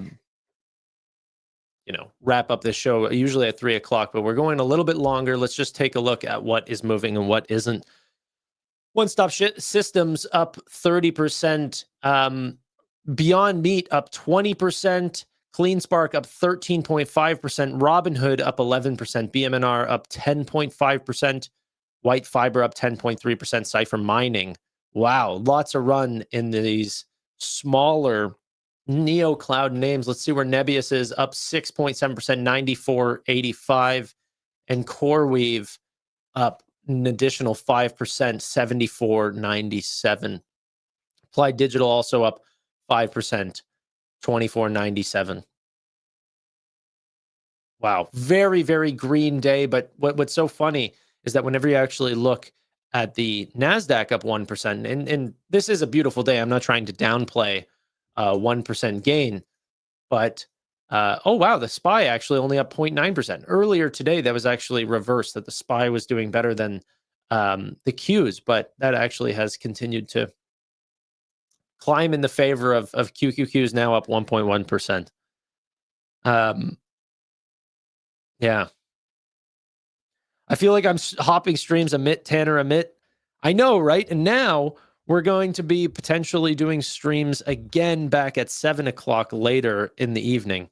But that'll probably start back up on December 1st when I have some additional help with the streams. I also want to continue to put out new videos each and every day.